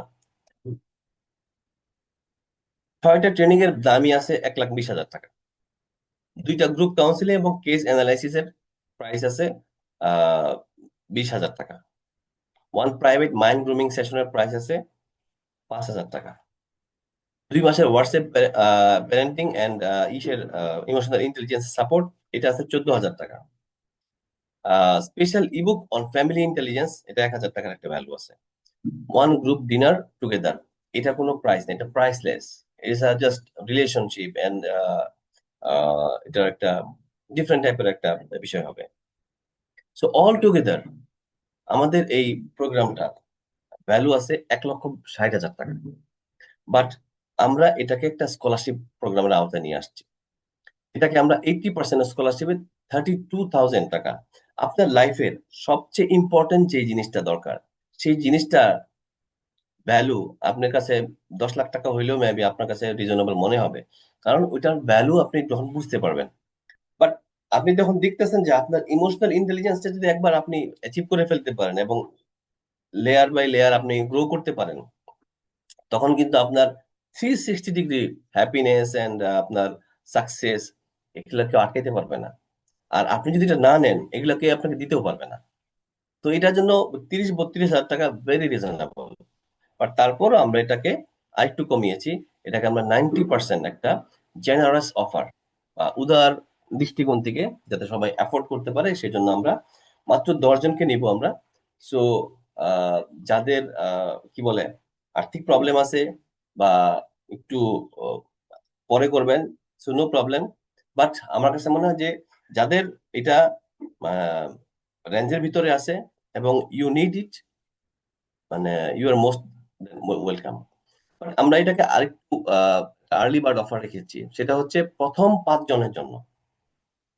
যে ফার্স্ট 5 জন যারা মানে জয়েন করবেন, তাদের জন্য হচ্ছে 9,990 টাকা। এইটা হচ্ছে একটা আর্লি বার্ড অফার। সো 5 জন যদি 2 দিনে চলে আসে, 2 দিনেই হয়ে যাবে। 5 জন যদি মানে একদিনে চলে আসে, একদিনই হয়ে যাবে। সো এই জিনিসটা মানে মানে ষষ্ঠতম ব্যক্তি ওই 15,990 দিয়ে রেজিস্ট্রেশন করবে। আর 1 থেকে 5 পর্যন্ত যারা রেজিস্ট্রেশন করবে তাদের এই 9,990 টাকা। So this is going to be one of your life changing একটা ট্রেনিং প্রোগ্রাম। যেহেতু আমি ফোকাস ওয়েতে শুধু ফ্যামিলি নিয়ে কাজ করি, আমি একজন সাইকোলজিস্ট, অনেক অ্যাঙ্গেল থেকে আমার এই স্টাডি এবং নিউরো সায়েন্স এগুলো নিয়ে আমরা পড়াশোনা করেছি এবং প্র্যাকটিস করছি। যেহেতু আমি 12 বছর কর্পোরেট ছিলাম, ওয়ার্ল্ডের বিভিন্ন পার্সপেক্টিভ দেখার সুযোগ হয়েছে, মানুষের সাথে মেশার সুযোগ হয়েছে, বিশ্বের বিভিন্ন দেশে আমি ভ্রমণ করেছি, মানুষের সাথে কাজ করেছি, বিজনেস করেছি, ঘোরাঘুরি করেছি। তো ওই বিষয়গুলো আমার অটোমেটিক আমার ট্রেনিং প্রোগ্রামে চলে আসে। যার ফলে এটা এমন না যে কোনো বুকিশ একটা প্রোগ্রাম। দিস ইজ ফুলি 10টা সিনারিও দেখাইলাম ফ্যামিলিতে। এটা কি বুকিশ মনে হয়েছে কোনো বই এগুলো লেখা আছে? No, this is the experience and research based যে সমস্ত ইনোভেশন গুলো। তো প্রত্যেকটা ট্রেনিং প্রোগ্রাম, প্রত্যেকটা ক্লাস আমার মানুষ আপনাদের সাথে যেহেতু কাজ করতেছে, আপনাদের ডেটাগুলো আমার কাছে আছে। তখন আপনাদের নিড গুলো ফুলফিল করার জন্য আমার সবসময় একটা আর্জ কাজ করে, একটা তারা কাজ করে, how I can give more and more help. So this is how আমি মাত্র 10 জনকে নিয়ে এই মানে ব্যাচ টুটা করবো ইমোশনাল ইন্টেলিজেন্সের জন্য। আপনাদের গ্রুপে পেমেন্টের অপশনটা আমি পাঠে শেয়ার করে দিব। আপনারা রেজিস্ট্রেশনের জন্য পেমেন্ট করে স্ক্রিন শেয়ার করবেন। তারপর আমরা আপনাদের একটা ফর্ম দিব, সেই ফর্মে সমস্ত ইনফরমেশন গুলো আপনারা দিবেন। So this is the process. আমি গ্রুপে শেয়ার করে দিব। আমরা আহ, যেটা বলছিলাম, লিমিটেড সিট, মাত্র 10 জন এখানে আমরা নিতে পারবো। এবং 10 জনকে রমজানে আমরা শুরু করব। এবং এই প্রোগ্রামটা কিছুটা হয়তো বা রমজানের পরে আমরা করব। ডিনার প্রোগ্রামটা আমরা হয়তো বা রমজানের পরে, ঈদের পরে নিয়ে যাব। So this is going to be one of the মানে life changing training in your life, I think. So all together this is all for today's class. আপনাদের কোনো কোশ্চেন ডেফিনেটলি আছে, কোশ্চেন থাকলে কোশ্চেন করতে পারেন। So, class is ending here. The floor is open now. আমাকে 1 minute সময় দিবেন, আমি 1 মিনিটের মধ্যে আপনাদের সাথে আবার ব্যাক করছি। আপনারা যারা কোশ্চেন করবেন কাইন্ডলি হ্যান্ড রেজ করবেন। ওই যে একটা লাভ চিহ্নের মধ্যে একটা রিয়াক্ট আছে, এখানে ক্লিক করলে আপনার ওই যে হ্যান্ড রেজের একটা বাটন আছে লম্বা, ওইটাতে ক্লিক করলে আপনার হ্যান্ড রেজ হয়ে যাবে। ঠিক আছে?